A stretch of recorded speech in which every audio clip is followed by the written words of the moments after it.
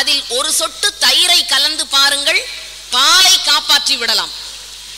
தயிரை அப்படியே வைத்திருந்தால் அது கெட்டு போய்விடும். அதை கடைந்து அதிலிருந்து வெண்ணெயை எடுத்து விட்டீர்கள் என்றால் தயிரை காப்பாற்றி விடலாம். வெண்ணெயை அப்படியே வைத்திருக்க முடியுமா பல நாட்களுக்கு? அந்த வெண்ணெயை உருக்கி நெய்யாக மாற்றினால் வெண்ணெயை காப்பாற்றி விடலாம். அந்த நெய்யை மட்டும் எவ்வளவு நாளைக்கு வைத்திருக்க முடியும்? அதை இனிய பலகாரங்களாக தின்பண்டங்களாக மாற்றினால் நெய்யை காப்பாற்றி விடலாம். அந்த தின்பண்டங்களை எத்தனை நாட்களுக்கு தான் பாதுகாக்க முடியும்? அதை ஏழையினுடைய வயிற்றிலே கொண்டு போய் வைத்து விட்டீர்கள் என்றால் அந்த தின்பண்டங்களை பாதுகாக்க முடியும். அப்படித்தான் இலக்கியத்தையும் ஆன்மீகத்தையும் தமிழ் உணர்வையும் ஒரு அருமையான மார்கழி பெருவிழா என்ற வடிவத்துக்குள்ளே, ஒரு பெட்டகத்துக்குள்ளே வைத்து இந்த சேலம் மாநகர மக்கள் பாதுகாத்துக் கொண்டிருக்கிறார்கள் என்று சொன்னால் வருங்கால வரலாற்றில் அழியாத இடத்தை இந்த விழாக்களும் இந்த அரங்கத்திலே கூறப்படுகின்ற கருத்துக்களும் நிச்சயம் இடம் பெறும் என்பதற்கு இதுவே ஒரு சான்று. ஏனென்றால் பெரியோர்களே, இது மார்கழி மாதம். மாதங்களில் நான் மார்கழி என்று சொன்னான் கண்ணன்.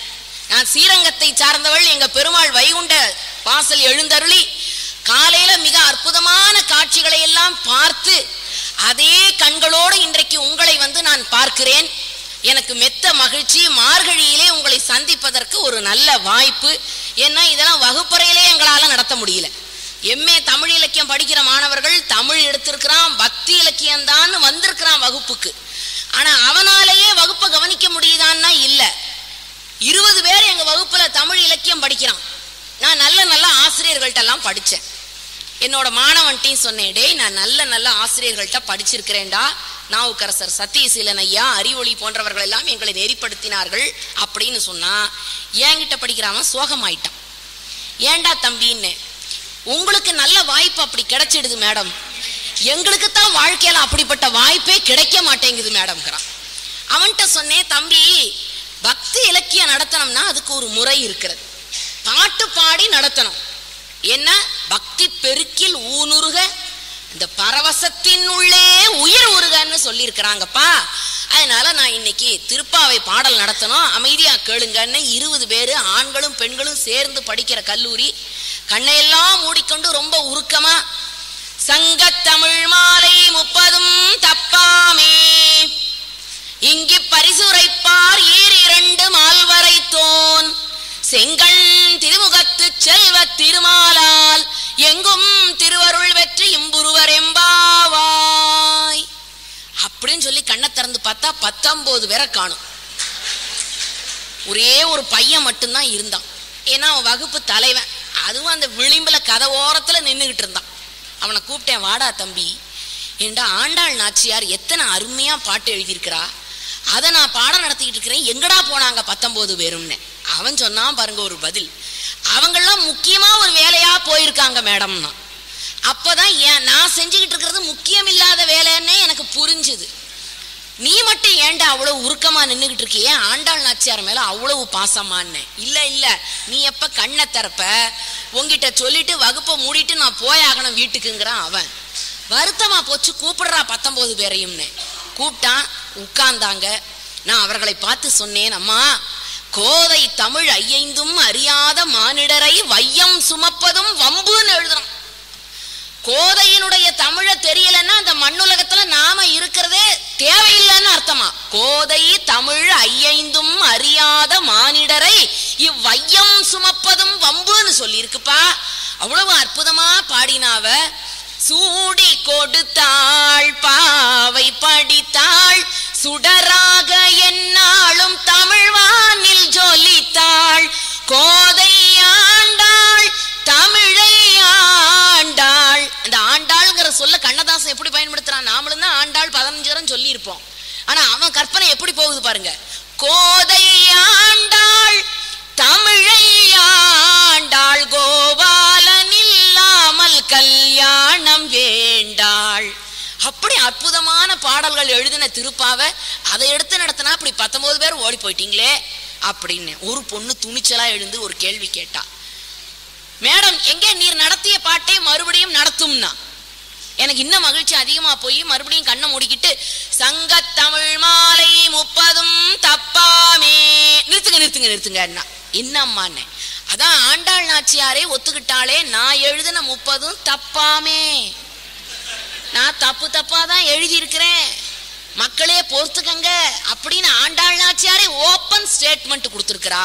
நீங்க ஏன் மேடம் கஷ்டப்பட்டு அதுல போய் நடத்தணுமா, அதை வேற நாங்க படிக்கணுமான்னு கேட்டா.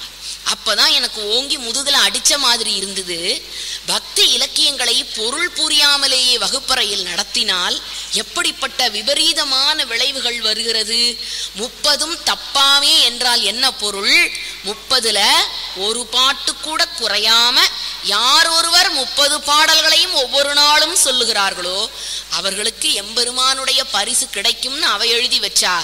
நம்ம இளைய தலைமுறை இப்படி பொருள் எடுத்துக்கொண்டிருக்கிற காலத்தில் பெரியோர்களே, நீங்கள் எல்லாம் இருக்கைகளில் அமர்ந்து கருத்துக்களை கேட்டு, அதுவும் ஒரு நாளா 2 நாளா இந்த மார்கழி திருவிழாவை முழுமையாக கொண்டாடுகிற பெரிய பாக்கியம் உங்களுக்கு கிடைத்திருக்கிறது.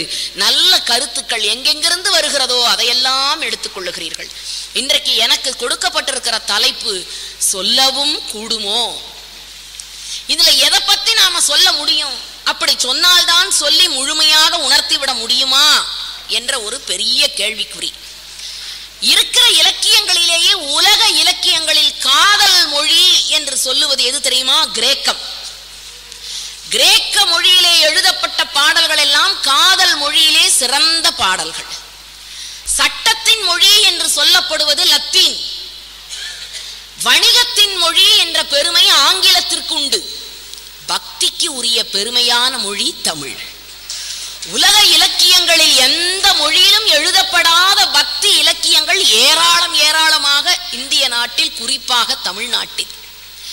பெரியோர்களே, ஆழங்கால் பட்டு சிந்திக்கிறவர்கள் இருக்கிற மேடை. அதனால் ஒரு செய்தியை சொல்லுகிறேன். நீங்கள் வீட்டிற்கு சென்றாலும் கூட எத்தனை ஆண்டுகள் ஆனாலும் இந்த கருத்து அசைபோட வேண்டிய ஒன்று. தென்னிந்தியாவிலே தோன்றிய பக்தி இயக்கம் தான் வட இந்தியாவிற்கே பக்தி என்றால் என்னவென்று உணர்த்தியது. அங்கே ஒரு மீராவை நீங்கள் காண முடியும். ஆனால் இங்கே இருந்து புறப்பட்ட மிகப்பெரிய பக்தி இயக்கம் தான் பக்தியை ஒரு இயக்கமாக்கி பக்தியின் மூலமாக சமூக சீர்திருத்தத்தை கொண்டு வந்து கடவுள் அங்கே இருக்கிறவனை கூட மண்ணுக்கு இழுத்து வந்து நிறுத்தி அவனையும் நம்மை போலவே வாழ வைக்க செய்த பெருமை தென்னிந்திய பக்தி இயக்கங்களுக்கு உண்டு. அதை அப்படியே பார்த்து வட இந்திய பக்தி இயக்கங்களையும் அவர்கள் உருவாக்கி கொண்டார்கள். அப்படிப்பட்ட 2 கண்களாக சைவமும் வைணவமும் நமக்கு வாய்த்தன. அதிலும் சைவத்திலே இருக்கக்கூடிய 2 மிகப்பெரிய வேறுபாடுகளை சொல்லுகிறேன். சைவத்திலே கிடைத்ததை போல, சைவ நூல்களுக்கு வாய்த்திருப்பதை போல ஒரு பெரிய பங்கு வைணவ நூல்களுக்கு இல்லை.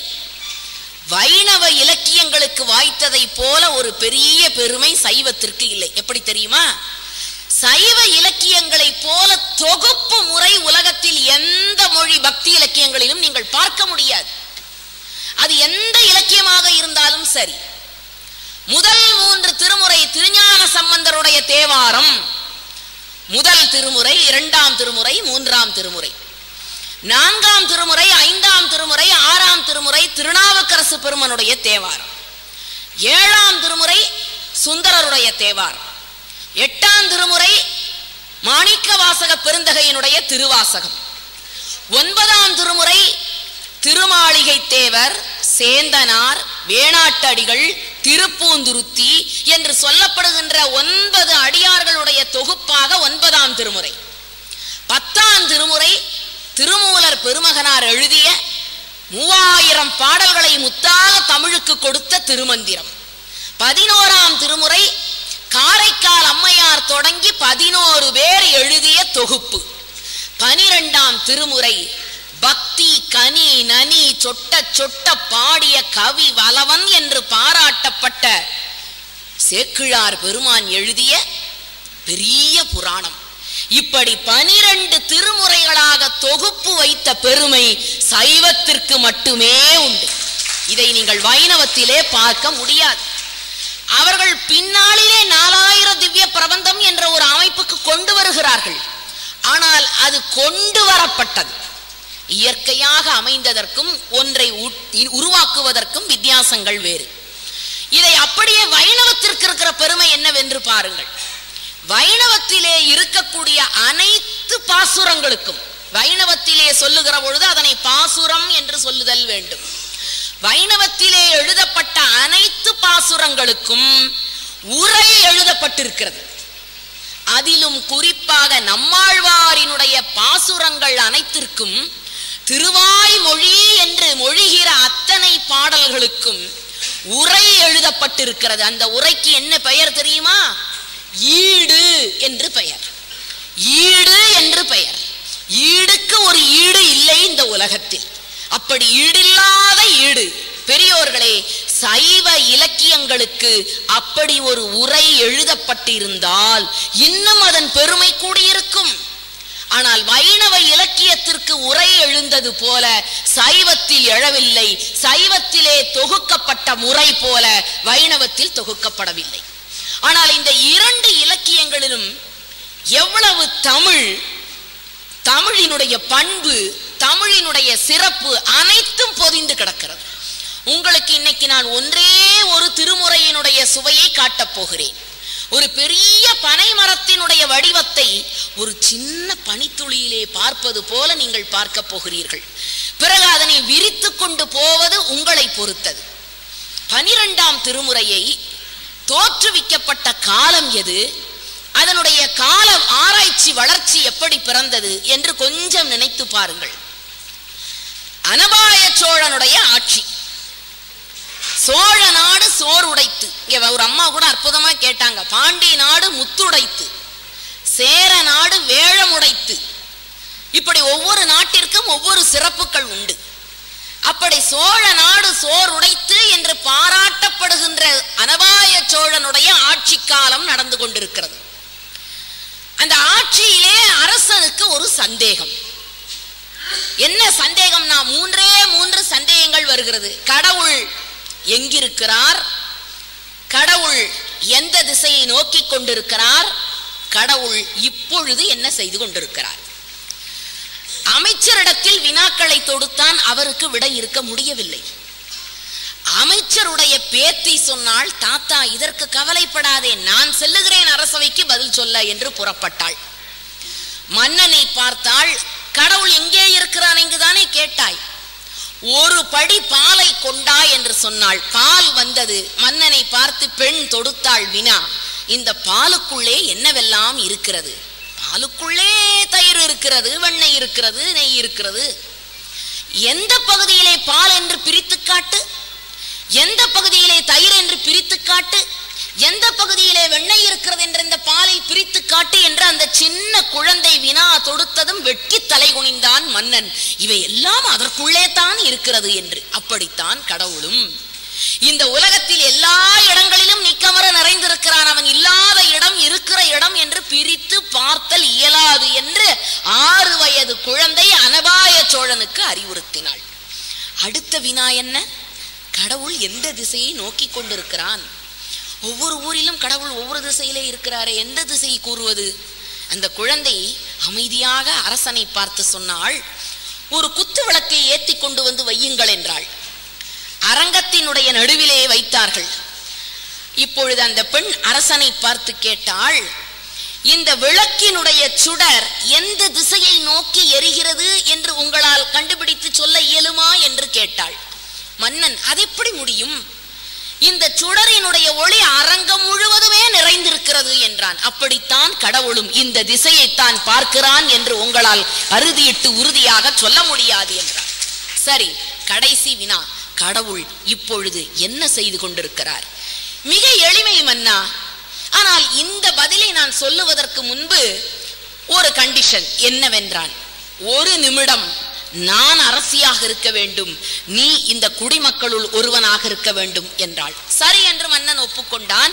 தன் தலையிலே இருந்த கிரீடத்தை அந்த பெண்ணுக்கு சூட்டினான். செங்கோலை கொடுத்தான். ஆசனத்திலே அமரச் சொன்னான்.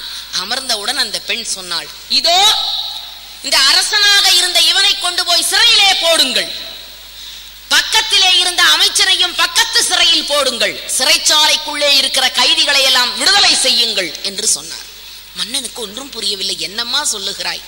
இதைத்தான் கடவுள் செய்து கொண்டிருக்கிறான். குப்பையை கோபுரமாக்குவதும் கோபுரத்தை மறுநாள் குப்பையாக்குகிற வேலையும் கடவுள் செய்து கொண்டிருக்கிறான் என்று சொன்னார்.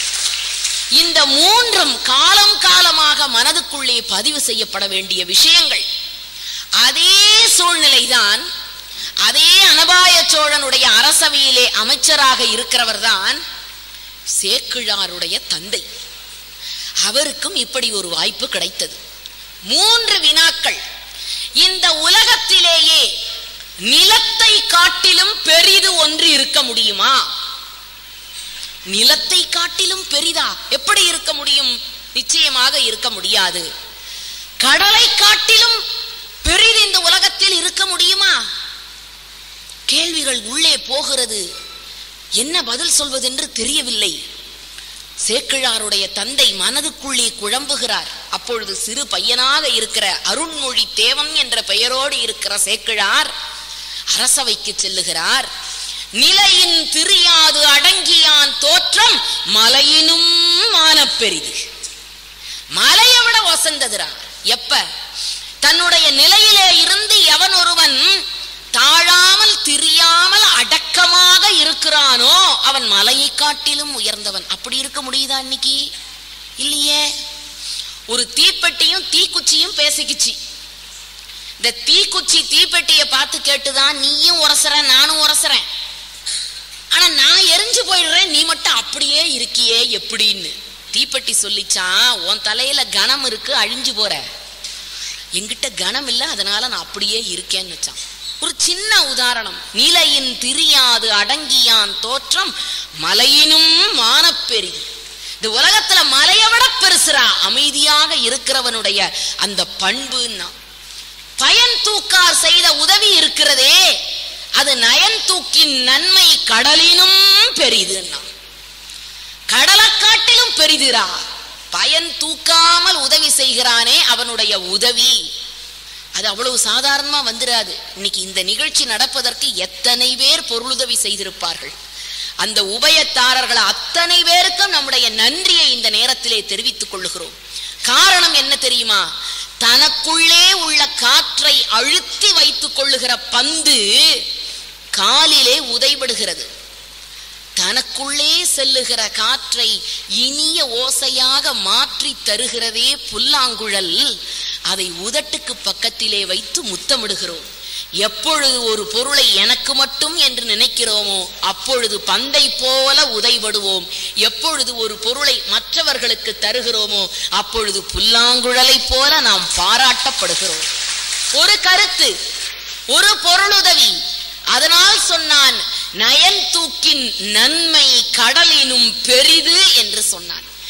அப்படிப்பட்ட விடையை அருண்மொழி தேவனுடைய வாயில் இருந்து கேட்ட மன்னன் அவரையே அமைச்சராக அமர்த்தி கொண்டான். இளவயது, துடிப்பான உள்ளம், அதே நேரத்தில் சிந்தனை ஆற்றல்.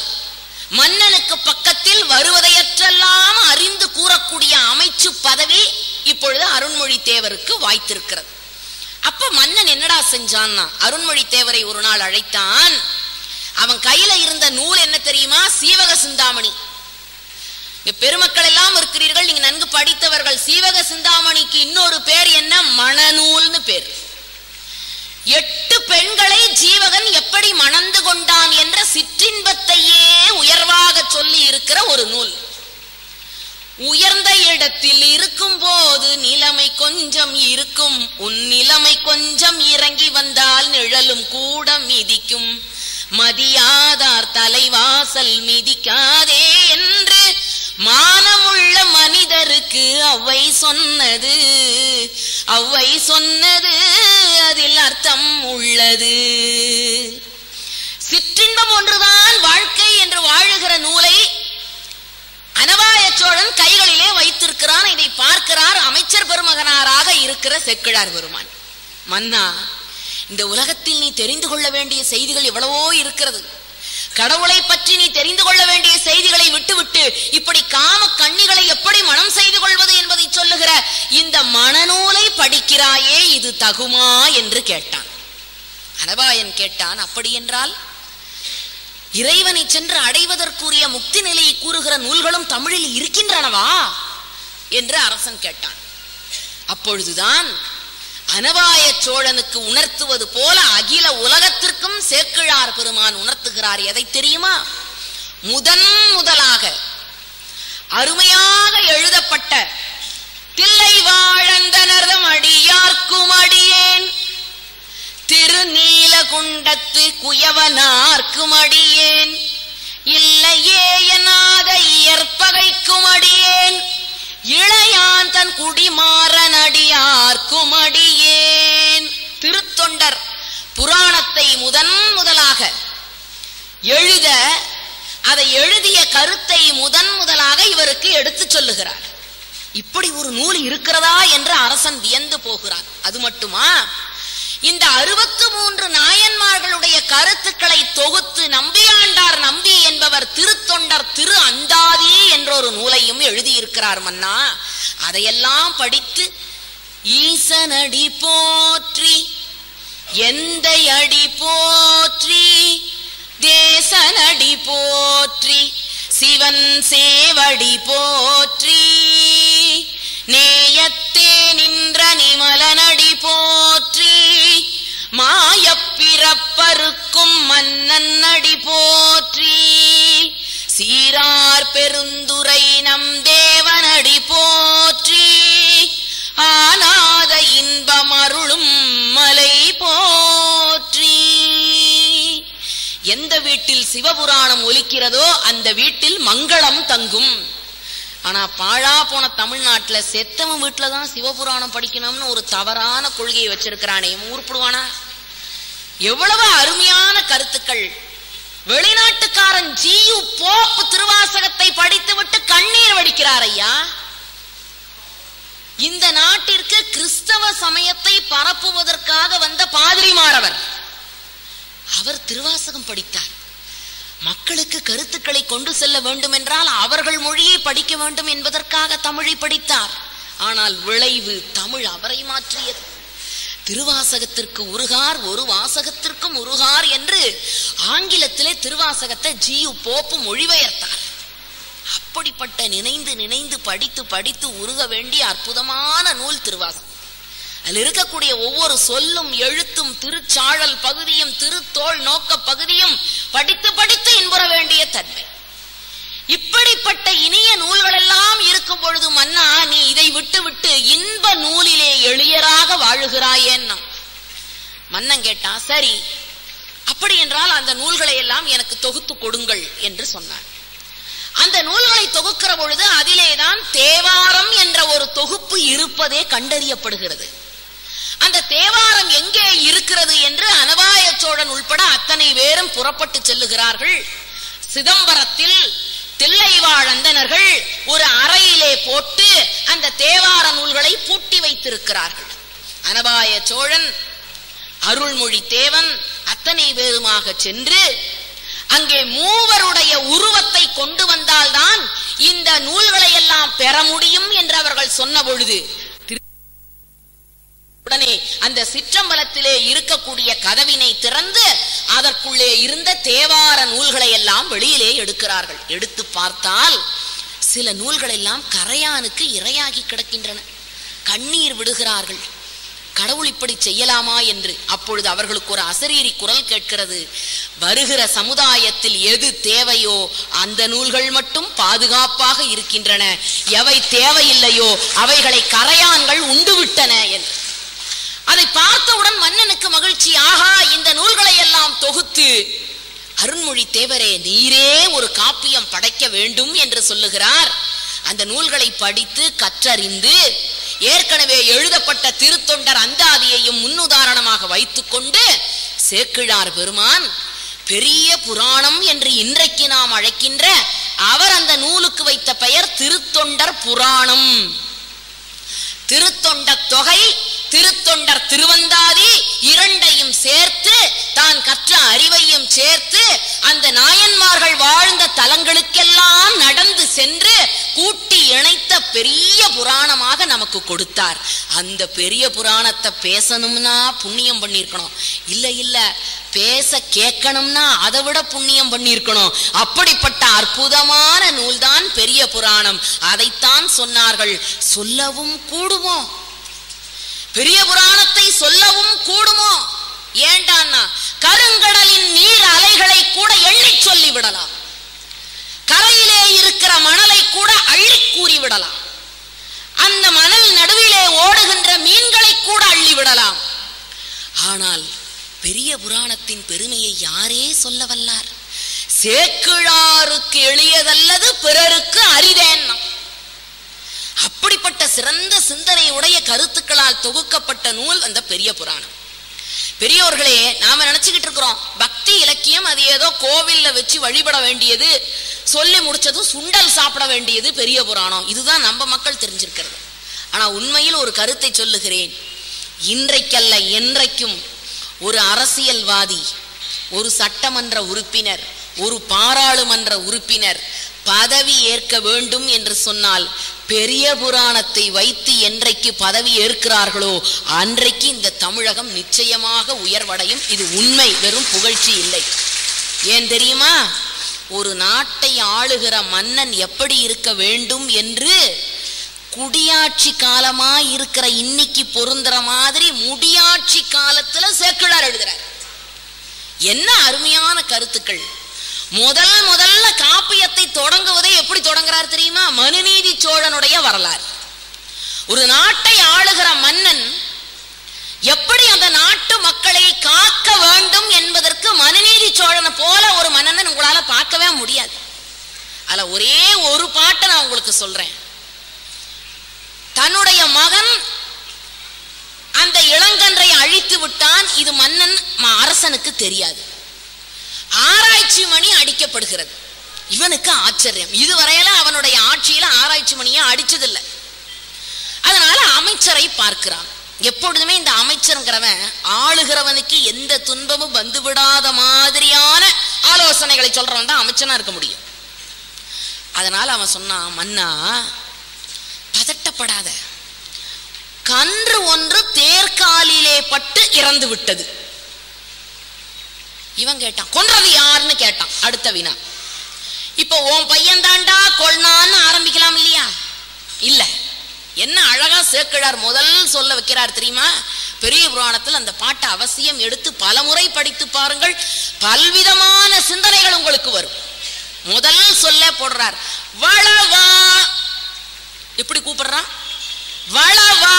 என்ன அர்த்தம்? டேய், உங்ககிட்ட இல்லாத வளமாடா, உங்ககிட்ட இல்லாத பசு கூட்டமா, உன்னிடத்தில் இல்லாத பசுங்கன்றுகளா, ஒரே ஒரு கண்ணு தானடா போச்சுங்கிற அர்த்தத்தை உள்ள வச்சு வளவா. தமிழ்ல ஒரு பெரிய அழகு, ஒவ்வொரு மன்னனையும் சொல்லுவதற்கு ஒவ்வொரு சொல்லை பயன்படுத்தினார்கள். வளவன்னா சோழனை குறிக்கும், செம்பியன்னா பாண்டியனை குறிக்கும். ஒவ்வொரு மன்னனுக்கும் ஒவ்வொரு தொடர். என்ன அழகு! இப்ப வளவான்னா இவன் முதல். சரி, நின் புதல்வன். அடுத்தது, ராஜா வேற யாரோ அந்த தப்ப செய்யல, தப்பு செஞ்சது யாரு? உன் பையன்தான். நின் புதல்வன். அடுத்த சொல்லு, ஆங்குவோர் மணி நெடும் தேரின் மேல் ஏறி. அந்த தேர் எப்படி போயிருக்குதான்? ஒலி எழுப்பிக்கொண்டே போன தேர். ஃபுல்லா ஹாரம் கொடுத்துக்கிட்டு போன வண்டி.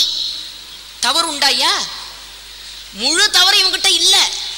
முழுக்க முழுக்க ஒலி எழுப்பி கொண்டு போனது அந்த தேர். மணி நெடும் தேரின் மேல் ஏறி. அடுத்த சொல்ல போட்டார், அரசுலாந்தெருவில். அந்த தேர் எங்க போச்சு? பைபாஸ் வழியா போயிருக்கு, ராஜவீதி வழியா போயிருக்கு. அப்படின்னா என்ன அர்த்தம்? அங்க பொதுமக்கள் போக கூடாதுன்னு அர்த்தம். அது அரசு வாகனங்கள் மட்டுமே செல்லுவதற்காக அமைக்கப்பட்ட ராஜ வீதின்னு அர்த்தம். இன்னைக்கு நாம சொல்றோமே 21வது நூற்றாண்டுல இந்த கருத்துக்கள் எல்லாம் சேக்கிழார் அன்னைக்கே யோசிச்சு எழுதியிருக்கிறாரே. அரசுலாந்தெருவில் வளவா நின் புதல்வன் ஆங்குவோர் மணி நெடும் தேரின் மேல் ஏறி அரசுலாந்தெருவில் போச்சா? சரி, வண்டியை ஓட்டிக்கிட்டு போனது யாரு? உன் பையன் இல்ல, இளவரசன் தேருக்குள்ள உட்கார்ந்து இருக்கிறான். தேரோட்டி தேரை ஓட்டிக்கிட்டு போயிருக்கான். ஐயா, கார் டிரைவர் ஒரு விபத்துல ஒருத்தனை கொன்னுட்டாருனாக்க உள்ள உட்கார்ந்து இருக்கிற ஓனர் மேல கேஸ் போடுவானே? காரை ஓட்டிக்கிட்டு போன ஓட்டுநர் மேலதான் தப்பு. என்ன அழகா சொல்றான், பையன் மேல தவறு இல்ல, அவன் உள்ள உட்கார்ந்து இருந்தான். ஐயா, தேர ஓட்டி கொண்டு போனவன் தான் அந்த கன்றின் மேல் ஏற்றி விட்டான். இதெல்லாம் பெருசு இல்ல. அதுக்கு மேல சேக்கிழார் ஒரு சொல்ல போடுறார். இடைச்சக்கரத்தின் மேல் ஏறி பேக் வீல்ல பட்டா ஓட்டுறவன் மேல ஒரு நாளும் தப்பு கிடையாது. உண்டா? இன்னைக்கு சட்டம் அப்படித்தானே இருக்கு. அது அப்ப சொல்றாரு சேக்கிழார். இடைச்சக்கரம்னா என்ன அர்த்தம்? முன்னால உள்ள சக்கரம் போயாச்சு, பின்னால உள்ள சக்கரத்துல அந்த கண்ணுக்குட்டி துள்ளி விழுந்ததுனால ஓட்டிக்கொண்டு போனவன் மேல தவறு இல்லை. என்ன அழகான இன்னைக்கு டிராபிக் ரூல்ஸ் பேசுறோம், போக்குவரத்து விதிகள்லாம். ஆனா இலக்கியம் இதைத்தான் சொல்லுகிறேன், தமிழ் எக்காலத்திலும் வாழும் என்பதற்கு இந்த பாடல் ஒன்றே சான்று. அப்படி காலந்தோறும் வருகிற கருத்துக்களை எல்லாம் எடுத்து எடுத்து எடுத்து வைத்து காப்பியத்தை நகர்த்தி கொண்டே போகிறார். அதுல ஒரு நாயன்மார் ஒவ்வொருவருடைய செயல்பாடையும் சொல்லவும் கூடுமோ என்று சொல்லுகிற அளவிற்கு. காரணம் என்னன்னா, அவ்வை பாட்டி கிட்ட போய் கேட்கிறான்ல, பெரியது கேட்கின் எரிதவள் வேலாய் பெரிது பெரிது. இந்த உலகத்துல எதிரா பெருசுன்னா புவனம் பெரிது. இந்த உலகம் தான் பெருசு, புவனம் தான் பெருசு. அப்படியா? அப்ப புவனம் பெருசுன்னு சொல்லிடலாமா? இல்ல இல்ல, புவனமோ நான்முகன் படைப்பு. அப்ப நான்முகன் தான் பெரியவனா? நான்முகனோ கரியமால் உந்தியில் பிறந்தோன். திருமாலுடைய உந்தி கமலத்திலே தோன்றியவன் பிரம்மன். அப்ப திருமால் தான் உயர்ந்தவனா? திருமாலோ பார்க்கடலிலே உறங்குகிறான். அப்ப பார்க்கடல் தானே பெருசு, பெருமாளையே தாங்கிட்டு இருக்க? இல்ல, பார்க்கடலோ குறுமுனியில் உண்டான். ஒரு குரு முனிவன் அகத்தியன் அந்த பார்க்கடலை குடிச்சான். ஐயா, அப்ப குறுமுனிதானே பெரியவன்? குறுமுனிதானே பெரியவன்? இல்ல இல்ல, குறுமுனியை நாங்க ஒத்துக்கவே மாட்டோம். அந்த குறுமுனி ஒரு கலசத்துல தோன்றியவன், கலசத்தில் பிறந்தோன். அப்ப கலசம்தான் பெருசா? யாருங்க சொன்னது? கலசமோ புவியில் சிறு மண். அப்ப இந்த புவிதானே பெரியது? இல்லை இல்லை, புவியையோ அரவம் ஒன்று ஒரு தலையில் தாங்குகிறது. ஆதிசேஷன் சும்மா அனாயாசமா ஒரு தலையில இந்த பூமியை தாங்கி கொண்டிருக்கிறான். அப்ப ஆதிசேஷன் தானே பெருசு? ஆதிசேஷனோ உமையவள் பெருவிரல் மோதிரம். ஆதிசேஷன் எடுத்து வளைச்சு மோதிரமா உமையம்மை மோதிரம் போட்டுக்கிட்டான். அப்ப உமையம்மை தானே பெரியவள். உமையோ சிவபெருமானுடைய பாகத்து ஒடுக்கம். அப்படியா? அப்ப சிவபெருமான் தான் வசந்தவரா? யார் சொன்னது? இறைவனோ தொண்டர்தம் உள்ளத்து ஒடுக்கம். தொண்டர்தம் பெருமை சொல்லவும் அரிது. 2 நாளைக்கு முன்னால ஒரு நாத்திகவாதி, கடவுள் இல்லைங்கிறவரையும் எங்களுக்கு வகுப்படுத்தார்.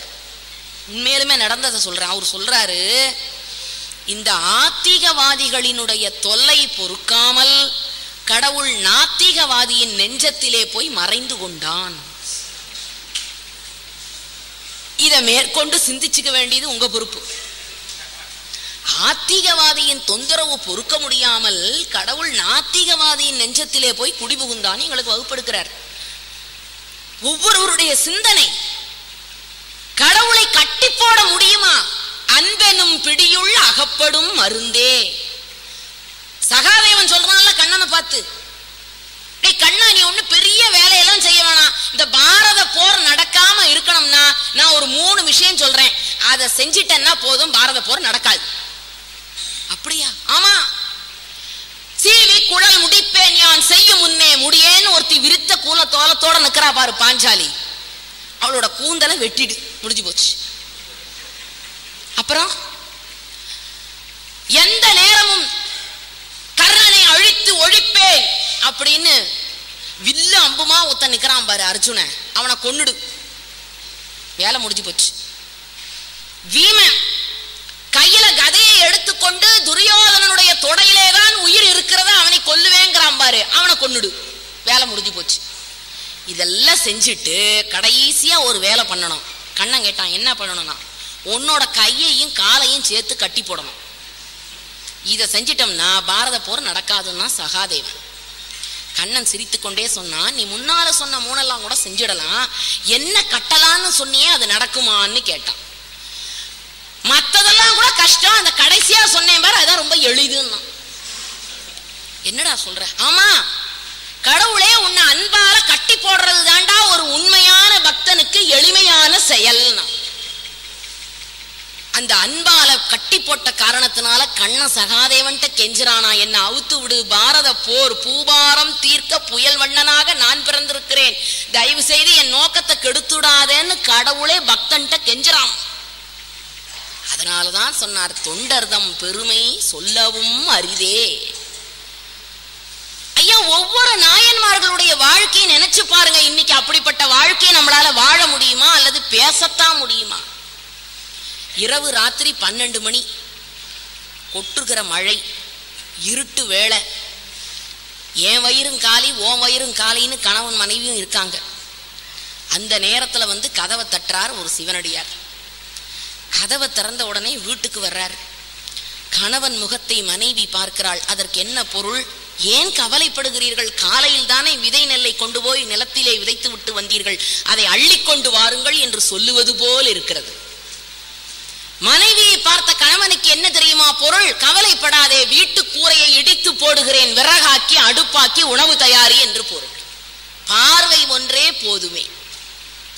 நெல்லு கிடைச்சாச்சு, விதை நெல்லு, உணவு தயாரிக்கிறார்.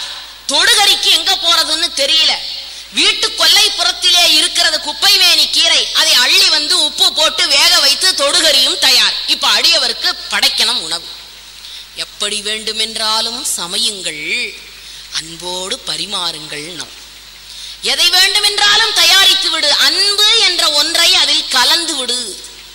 சங்க இலக்கியத்துல அழகா சொன்னான், ஒரு பொண்ணு புதுசா கல்யாணமாகி புருஷன் வீட்டுக்கு போறா. அதுவரையில அவளுக்கு சமையல்னா என்னன்னே தெரியாது.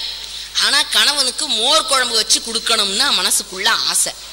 என்ன செஞ்சாலாம்? மூளை தயிர் பிசைந்த காந்தள் மெல் விரல், கட்டி தயிர்.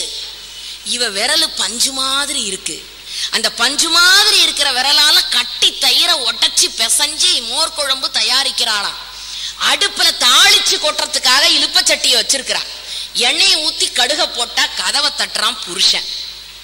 இப்ப கதவை திறக்கிறதா அடுப்புல இருக்கிற சட்டியை கீழே இறக்குறதான்னு தவிப்பு. முன்ன பின்ன சமைச்சு பழக்கம் இல்லை. இங்க ஓடுறா அங்க ஓடுறா, என்ன செய்யறதுன்னு தெரியல. அடுப்புல இருக்கிற சட்டிய அப்படியே கையோட தூக்கி கீழே இறக்கனா, கை முழுக்க கறி, அப்படியே ஆடையில தொடச்சுக்கிட்டா. வேகமா போனா, கதவை திறந்தா, புருஷனை வாங்கத்தான்னு கூப்பிட்டா, உட்கார வச்சா, இலைய போட்டா, சோற போட்டு மோர் குழம்பு ஊத்தி அத்தான் சாப்பிடுங்கன்னா, அவ முகத்துல எல்லாம் கறி, ஆடையில எல்லாம் கறி. கணவன் அதை பார்க்கலையா, அவள் முக அழகை பார்க்கவில்லை, அவள் ஆடை அழகை பார்க்கவில்லை, அவளுடைய அன்பு மட்டுமே தெரிந்த காரணத்தினால் குழம்பு எடுத்து சாப்பிட்டு இனிது இனிதுன்னு பாராட்டினான்னு எழுதினாயா சங்க இலக்கியத்துல. எப்படி வேண்டுமென்றாலும் சமையுங்கள், அன்போடு பரிமாறுங்கள். ஆனா தமிழ்நாட்டுல இப்ப நாமெல்லாம் ஒருத்தருக்கு நன்றி சொல்லணும்னா தமிழ்நாடு மின்சார வாரியத்துக்கு தான் நாமெல்லாம் நன்றி சொல்லணும். ஏன் தெரியுமா? 8 மணிக்கு கரண்ட் போயிடும், வாங்க வாங்கன்னு எல்லாரும் டைனிங் ஹாலுக்கு வந்துடுறாங்க. எல்லாரும் ஒன்னா உட்காந்துக்கிறாங்க, எல்லாரும் ஒன்னா சாப்பிடுறாங்க, எல்லாரும் ஒன்னா பேசிக்கிறாங்க. கரண்ட் இல்லாத நேரத்துல கணவன் முகத்தை மனைவி பார்க்கிறாயா, மனைவியும் கணவனும் குழந்தைகளை பார்க்கிறார்கள் ஐயா. எப்ப? கரண்ட் இல்லைங்கிற ஒரே காரணத்தினால். கரண்ட் மட்டும் இருந்தது, இது ஒரு ரூம்ல ஒரு டிவியை பார்த்துக்கிட்டு இருக்கோம், அது ஒரு ரூம்ல ஒரு டிவியை பார்த்துக்கிட்டு இருக்கிறோம்.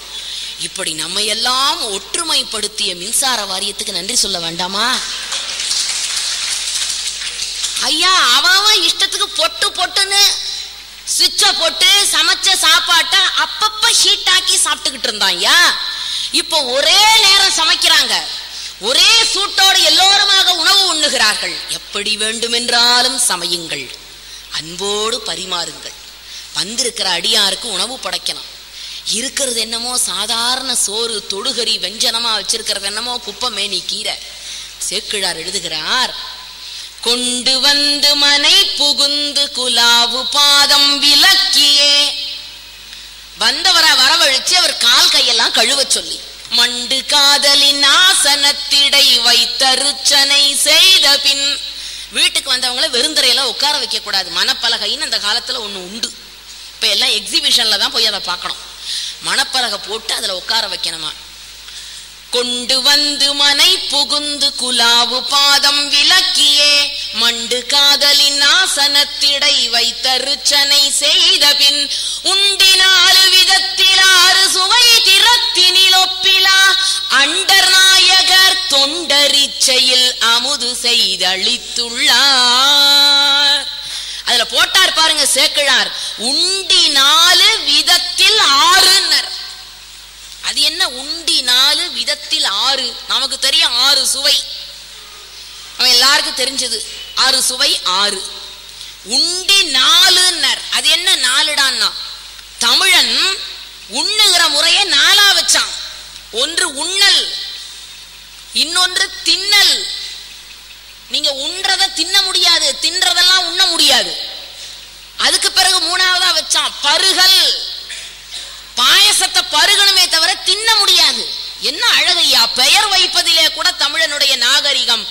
உண்ணல், தின்னல், பருகல், கடைசியா ஒண்ணு நக்கல்னு வச்சோம். நம்மால அந்த நக்கலுக்கு இப்ப வேற அர்த்தம் வச்சிருக்கிறோம். நக்கல்னா என்ன தெரியுமா? கையிலே தேனை விட்டு சொட்டு சொட்டாக நக்கி சாப்பிட்டால் தான் அதனுடைய சுவை தெரியும். அப்ப உணவு பொருள்களிலேயே தயாரிக்கிற பொழுது உண்ணுகிற பொருள், தின்னுகிற பொருள், பருகுகிற பொருள், நக்குகிற பொருள் என்ற 4 விதமான உணவை 6 சுவையிலே தயாரித்து வருகிற விருந்தினர்களுக்கு படைப்பதுதான் விருந்து ஓம்புகின்ற முறை. 4 நாள் முன்னால என் கூட வேலை பார்க்குற ஒரு மேடம் வீட்டுக்கு ஒரு 12:30 மணிக்கு போயிட்டேன். போயிருக்க கூடாது, போயிட்டேன். பசி. உள்ளுக்குள் நுழையும் போதே அவ சொல்றா, வாங்க வாங்க வாங்க வாங்க, நீங்கெல்லாம் நம்ம வீட்டுல சாப்பிடுவீங்களா? போச்சு. எனக்கோ பசி. நான் உடனே ஆரம்பிச்சேன், அப்படித்தான் என்ன வேணான்னு சொன்னா நீங்க என்ன விட்டுறவா போறீங்க? அதுக்கு அவ சொல்றா, அப்படிதான் சாப்பிட்டு போகும்பொழுது நம்ம பிள்ளை கையில 5-10 கொடுக்காமையா போயிடுவீங்க? எப்படி விருந்தோம்பல் வாழுதுன்னு பாரு. நான் காவேரி தண்ணி குடிச்சவன், நானும் விடல. அப்படித்தான் பிள்ளை கையில 5-10 கொடுத்தாலும் வாங்குற மாதிரியா வளர்த்திருக்க போறீங்க? விருந்தோம்பல். இதுக்கு முடிவே கிடையாது இந்த உரையாடலுக்கு. ஆனா சேக்கிழார் சொல்றார், என்ன அழகா சொல்லுவாங்க. என்ன சுஷ்ணன் ஒரு பாட்டுல சொல்லுவாரு, தானத்தில் சிறந்தது எதிரானா அன்னதானம், அதை விட நிதானம் வரும். தானத்திலே சிறந்தது நிதானம். வருகிற அடியவரை வரவழைத்து அவருக்கு உணவு படைக்கிற பாங்கல இத்தனை விஷயங்களை சேக்கிழார் வைத்தார். இன்னொன்னு தெரியுமா, சேக்கிழார் ஒரு அரசியல் ஞானின்னு சொன்னேன். ஒரு சட்டமன்ற உறுப்பினரோ பாராளுமன்ற உறுப்பினரோ பதவி பிரமாணம் எடுத்துக்கணும்னா பெரிய புராணத்தின் மேல எடுத்துக்கணும்னு சொன்னேன். ஏன் தெரியுமா? ஒரே ஒரு பாட்டு. ஒரு நாட்டை ஆளுகிறவன், இது நீங்க ஜப்பான்ல ஆடுறவனுக்கும் பொருத்திக்கங்க, அமெரிக்கால இருக்கிற ஒபாமாவுக்கும் பொருத்திக்கங்க, நம்ம ஊருக்கார கவுன்சிலருக்கும் பொருத்திக்கங்க, யாரா இருந்தாலும் ஒரு நாட்டை ஆளுகிறவன் எப்படி இருக்க வேண்டும்? சேக்கிழார் எழுதுகிறார், மாநிலம் காவலனாவான், மண்ணுயிர் காக்கும் காலை தானதற்கு இடையூறு. பல நேரத்துல ஆள்ற அரசனே மக்களுக்கு இடையூறா போயிடுவான். தான் அதற்கு இடையூறு, தன்னால் தன் பரிசனத்தால். ராஜா நல்லவனா இருப்பான், அவனுடைய வாரிசுனாலேயே பிரச்சனையா இருக்கும்.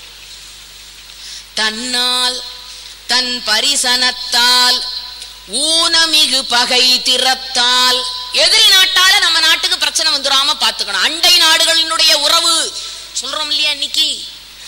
தன்னால் தன் பரிசனத்தால் தன் பகை திறத்தால் கள்வர்தம்மால். இன்னைக்கு எங்க பார்த்தாலும் கொலை கொள்ளை.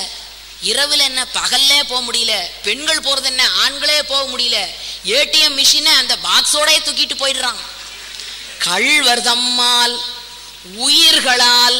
மனித மிருகங்கள், மனித மிருகங்கள். இந்த நாட்டிலே தான் நாம் இன்றைக்கு வாழ்ந்து கொண்டிருக்கிறோம்.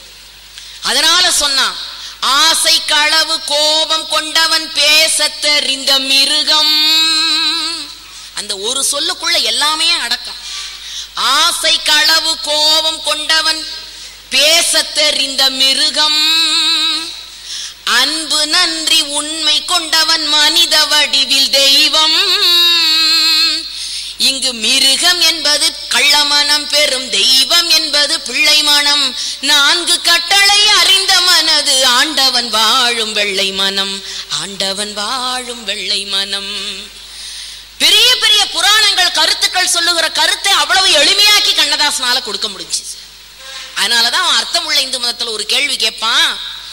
இந்த உலகத்திலே அர்த்தநாரீஸ்வரர் கோலம் நாமெல்லாம் பார்த்திருக்கிறோம் திருச்செங்கோட்டுல. ஒரு பக்கம் ஈசனும் ஒரு பக்கம் உமையுமாக. அர்த்தமுள்ள இந்து மதத்துல கண்ணதாசன் கேட்கிறான், சிவபெருமானுடைய இடது பாகம் என்னவாச்சு? நாம என்னைக்காவது யோசிச்சோமா? உமையம்மையின் வலது பாகம் எங்க போச்சு அப்படின்னு கேள்வி எழுப்பி கொண்டு அவனே பதில் தருகிறான். இந்த மண்ணுலகத்திலே இருக்கிற ஆண்கள் எல்லாம் சிவபெருமானுடைய இடப்பாகம், இம்மண்ணுலகத்தில் இருக்கிற பெண்கள் எல்லாம் உமையம்மையினுடைய வலப்பாகம் என்று எழுதுகிறான்.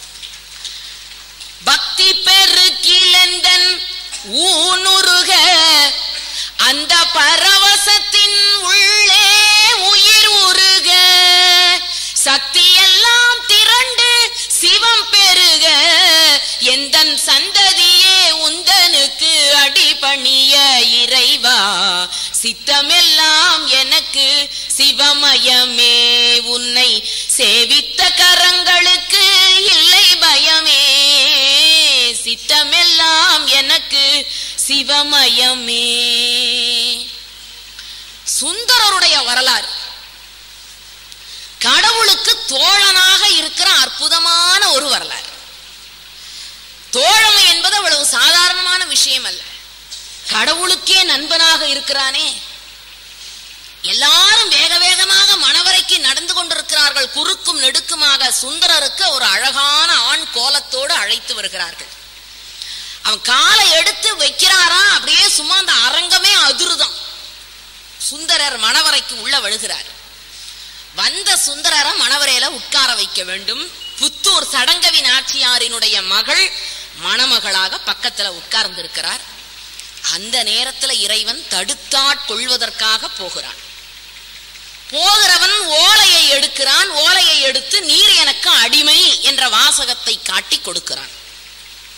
அதை வாங்கி பார்த்த உடனேயே ஆலால சுந்தரராம், அவருக்கு பேர் எப்படி? ஆலால சுந்தரன். ஆல கால விஷத்தையே கையிலே உருட்டி திரட்டி கொண்டு வந்து கொடுத்ததுனால அவருக்கு ஆலால சுந்தரன் பேர். எப்பொழுதுமே சிவபெருமான் அபிஷேக பிரியர், திருமால் அலங்கார பிரியர். இவருக்கு 6 காலமும் நீராடல் நடக்கும். ஆனா எங்க பெருமாளுக்கு ஜலதோஷம் முடிச்சுக்கும். அதனால நாங்க என்னைக்குமே நீராடல் செய்யவே மாட்டோம். இங்க வந்து பாருங்க, ரங்கநாதருக்கு திருமஞ்சனம் அப்படிம்பாங்க. பெரிய அண்டா ஒண்ணு இங்க இருக்கும், இங்க ஒரு அண்டா இருக்கும். இந்த அண்டா ஃபுல்லா தண்ணி இருக்கும், இந்த அண்டா காலியா இருக்கும். இந்த அண்டாலேந்து ஒரு கப்பல தண்ணி எடுத்து இதுல ஊத்துவாங்க. இந்த அண்டாலேந்து இப்ப திருமஞ்சனம் நடைபெற்று கொண்டிருக்கிறதும்பாங்க. பெருமாள் மேல ஒரு துளி தண்ணி கூட படாது. ஏன்னா எங்க பெருமாளுக்கு ஜலதோஷம் பிடிச்சிடும். எப்போதும் பனிக்குள்ளாய் போட்டுக்கொண்டு அரக்க பறக்க மலர் மாலைகளை சூட்டி கொண்டு, அவன் அழகன் அல்லவா, அழகிய மணவாளன்னு பேரு, பெருமாளுக்கே அழகு. அப்படிப்பட்ட கோலத்தோடு இருக்கிறவன். அதனால திருமஞ்சனம்ங்கிறது பெருமாளுக்கு கிடையவே கிடையாது. ஆணி திருமஞ்சனம் ஒரே ஒரு நாள் தான் உண்டு. அதுவும் பாதத்தை மட்டும்தான் திருமஞ்சனம் செய்வார்களே தவிர, அதுவும் தூறல் போட்டுதுன்னு வைங்க, ஒரு தூறல், அந்த பெருமாளை அவர்கள் அந்த கூடாரத்தினால் மூடி அழகாக கொண்டு போகிற நளினம் இருக்கிறதே, அது அவங்கள தவிர வேற யாருக்கும் வராது. அப்படிப்பட்ட ஒரு அழகு பெருமாள். அதுக்கு நேர்மாறு சிவபெருமான். இவர் நீரிலேயே இருக்கிற லிங்கமாச்சே, அப்புறம் இவருக்கு தனியா வேற நீராடல் செய்யணுமா? இப்படி அபிஷேக பிரியராக இருக்கிற சிவபெருமானுக்கு ஒரு நாளைக்கு அலங்காரம் செய்து கொள்ள வேண்டும்னு ஆசை வந்து தன்னை அழகாக அலங்காரம் எல்லாம் செய்து கொண்டார். கோலம் புனைந்து கொண்ட உடனேயே கண்ணாடியை பார்க்கணுங்கிறது நமக்கே இருக்குதே, கடவுளுக்கு வேண்டாமா? நம்ம பையனே பாருங்க, 10 நிமிஷமா கண்ணாடி முன்னால நின்று இப்படி வாடுறான், அப்படி வாடுறான், அப்படி வாடுறான், அப்படி வாடுறான். வாரி முடிச்சிட்டு கடைசியா கைய உள்ள விட்டு ஒரு கலை கலைச்சிட்டு போயிட்டான். ஏண்டா அதுக்கு ஏன்டா இவ்வளவு நிமிஷமா வாரணேன்னு கேட்டேன். இதெல்லாம் ஸ்டைல் உங்களுக்கு புரியாது மேடம்ட்டான். அவ்வளவு கஷ்டப்பட்டு வாரி ஒரு நிமிஷத்துல கலைச்சிட்டு போயிட்டான். கண்ணாடி இல்லாம முடியவே முடியாது. சிவன் கண்ணாடியில தான் அழக பார்க்கிறாராம், ஆடியிலே பார்க்கிறார். ஆடியிலே பார்த்தவுடன் என்ன அழகாக இருக்கிறேன், நான் சுந்தரனை போல இருக்கிறேனே, சுந்தரா வருகன்னாரு. அவர் தான் சுந்தரமூர்த்தி நாயன்மாரா பிறந்தார். அப்ப தன்னுடைய உருவமாகவே வெளிப்பட்டு வந்த சுந்தரமூர்த்தி நாயனாரை தன்னுடைய நண்பனாக ஏற்றுக்கொள்வதில் என்ன வியப்பு இருக்கிறது? இப்ப அவரிடத்துல கொண்டு போய் ஓலைய காட்டுறார். நீ எனக்கு அடிமை. ஓலைய காட்டின அடுத்த நிமிஷமே அதை பிடுங்கி கசங்கி பிழிச்சு பிழிச்சு கூனூரா போட்டுறார். அப்ப உடனே சொல்றாராம் இந்த முதியவர், எனக்கு நீ இப்படி செய்வாய் என்று நன்றாக தெரியும், ஆகவேதான் படி எடுத்து வைத்திருக்கிறேன். முதல்ல ஜெராக்ஸ் கண்டுபிடிச்சது சிவபெருமான் தான். உடனே ஒரு ஜெராக்ஸ் காப்பி எடுத்து நீட்டுறார். இந்த பாரு நீ பண்ணுவேன்னு எனக்கு தெரியும், இதா பாருன்னு காட்டுறார். இவருக்கு என்ன செய்யறதுன்னு புரியல. சரி, இந்த திருமண கோலத்திலும் நான் உங்களை தொடர்ந்து வருகிறேன் என்று புறப்படுகிறார். இவர் போக அவர் போக பின்னால் போக போக போக திருவண்ணைநல்லூர் கோபுரத்தை பார்த்தவுடன், அங்கே உள்ளே சென்றவுடன் அப்பொழுதுதானே அவருக்கு புரிகிறது, கண்ணை திறந்து வைத்த கருப்பொருளே, கோவில் கதவை திறந்தழைத்த திருவருளே, வெண்ணை நல்லூர் உறையும் அருள் கடலே, வெண்ணை நல்லூர் உறையும் அருள் கடலே, வந்து என்னை என்றும் ஆளுகின்ற பரம்பொருளே இறைவா, சித்தமெல்லாம் எனக்கு சிவமயமே, பித்தா பிறை சூடி பெருமானே அருளாளா. முதல் சொல்ல என்ன? பித்தன். மகாவித்வான் மீனாட்சி சுந்தரம் பிள்ளை அகிலாண்ட நாயகி மாலைன்னு ஒரு நூல் எழுதியிருக்கிறார். அது வாய்ப்பு கிடைச்சா அவசியம் படிச்சு பாருங்க. அதுல அந்த பித்தன்கிற சொல்லுக்கு 4 பக்கத்துக்கு விளக்கம் எழுதியிருக்கிறார். என்னடா எழுதுறாருன்னா, உன்னை பித்தன் சுந்தரம் கூப்பிட்டது 100க்கு 100 சரி. ஏன்? தண்ணி இருக்கே அது 3 முறை பிழை பொறுக்கும், 3 முறை காப்பாத்தி விடும். அப்பவும் நீ உயிர் பழச்சுக்கலன்னா உன்னை கொன்னுடும். 3 முறை மட்டுமே பிழை பொறுக்கின்ற கங்கையை உன் தலையிலே எடுத்து வைத்துக் கொண்டிருக்கிறாய். எத்தனை முறை பிழை செய்தாலும், என்னை காப்பாற்று என்று பக்தன் அழைக்கவில்லை என்றாலும் ஓடோடி வந்து அவனுடைய குறைகளை போக்குகிறாளே உமையம்மை, அவளெல்லாம் நீ தலையில வச்சிருக்கணும். அவளை கொஞ்சம் இறக்கி உடம்புல பாதிய கொடுத்திருக்கிற.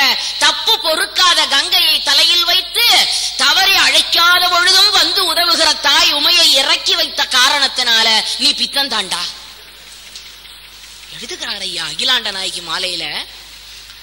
அப்பொலிங்கநாதருக்கு துணைவியாகி அகிலத்தில் சீர்வகுத்த தாயுமாகி முப்போதும் தொழுபவர்க்கு கதியுமாகி முச்சுடராய் விளங்குகின்ற தவத்தின் செல்வி, இப்புவியில் கண் கண்ட தெய்வம் நீயே, இருதயத்தில் விளங்குகின்ற ஜோதி தாயே, செப்பரிய தமிழ் தந்து மேகம் என்ன செந்தமிழை பாட வைத்த தெய்வம் நீயே. அப்படி பாட வைத்த தெய்வம் இப்பொழுது சுந்தரருக்கு தடுத்து ஆட்கொண்டு அவர் வழியவே மாத்துகிறது. அதுக்கு பிறகு வரலாறெல்லாம் உங்களுக்கு தெரியும். கடவுளை போய் வணங்கறதுக்காக கோயிலுக்கு போறாரு சுந்தரர். எதிரில் ஒரு பொண்ணு வந்து நிற்கிறார். இப்பொழுது ஜீவன் சிவனை வணங்க வேண்டும், ஆனால் அது வேறொரு ஜீவனை வணங்க ஆரம்பித்தது. அதுதான் அதுல இருக்கக்கூடிய பெரிய மாற்றம். அதனால பாட்டு எப்படிரா பிறந்ததுன்னா, அந்த பொண்ணை பார்த்த உடனேயே சிவனை வருணிக்க வேண்டியவர் ஜீவனை வருணிக்க ஆரம்பித்தார்.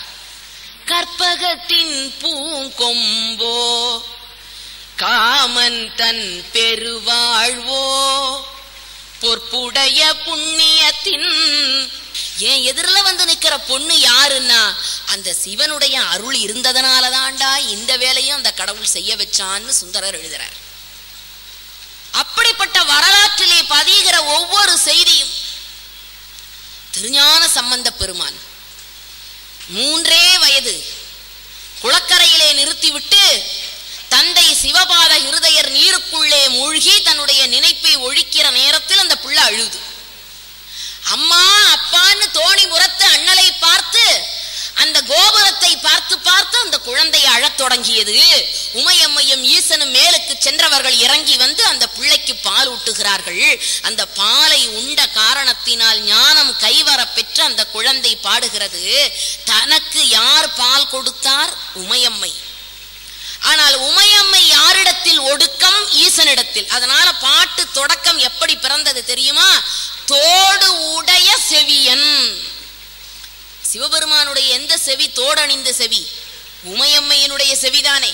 தனக்கு பால் கொடுத்தவள் அன்னையாயிற்றே, அவளை முதலில் சொல்வதற்காக தோடுடைய செவியன் விடையேறியோர் தூவெண் மதிசூடி காடுடைய சுடலை பொடி பூசியன் உள்ளம் கவர்கள்வன் ஏடுடைய மலரால் உனை நான் பணிந்தேத்த அருள் செய்த பீடுடைய பிரமாபுரமேவிய பெம்மானிவனன்றே.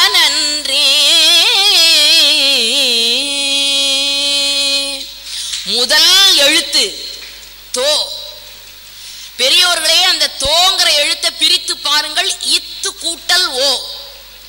இத் என்பது மெய்யெழுத்து. மெய்யெழுத்துக்கு என்றைக்குமே அர்த்தம் கிடையாது, பொருள் கிடையாது தொடக்கத்தில். அப்ப முதலாக ஓகாரத்திலேதான் அந்த பொருள் தொடங்குகிறது.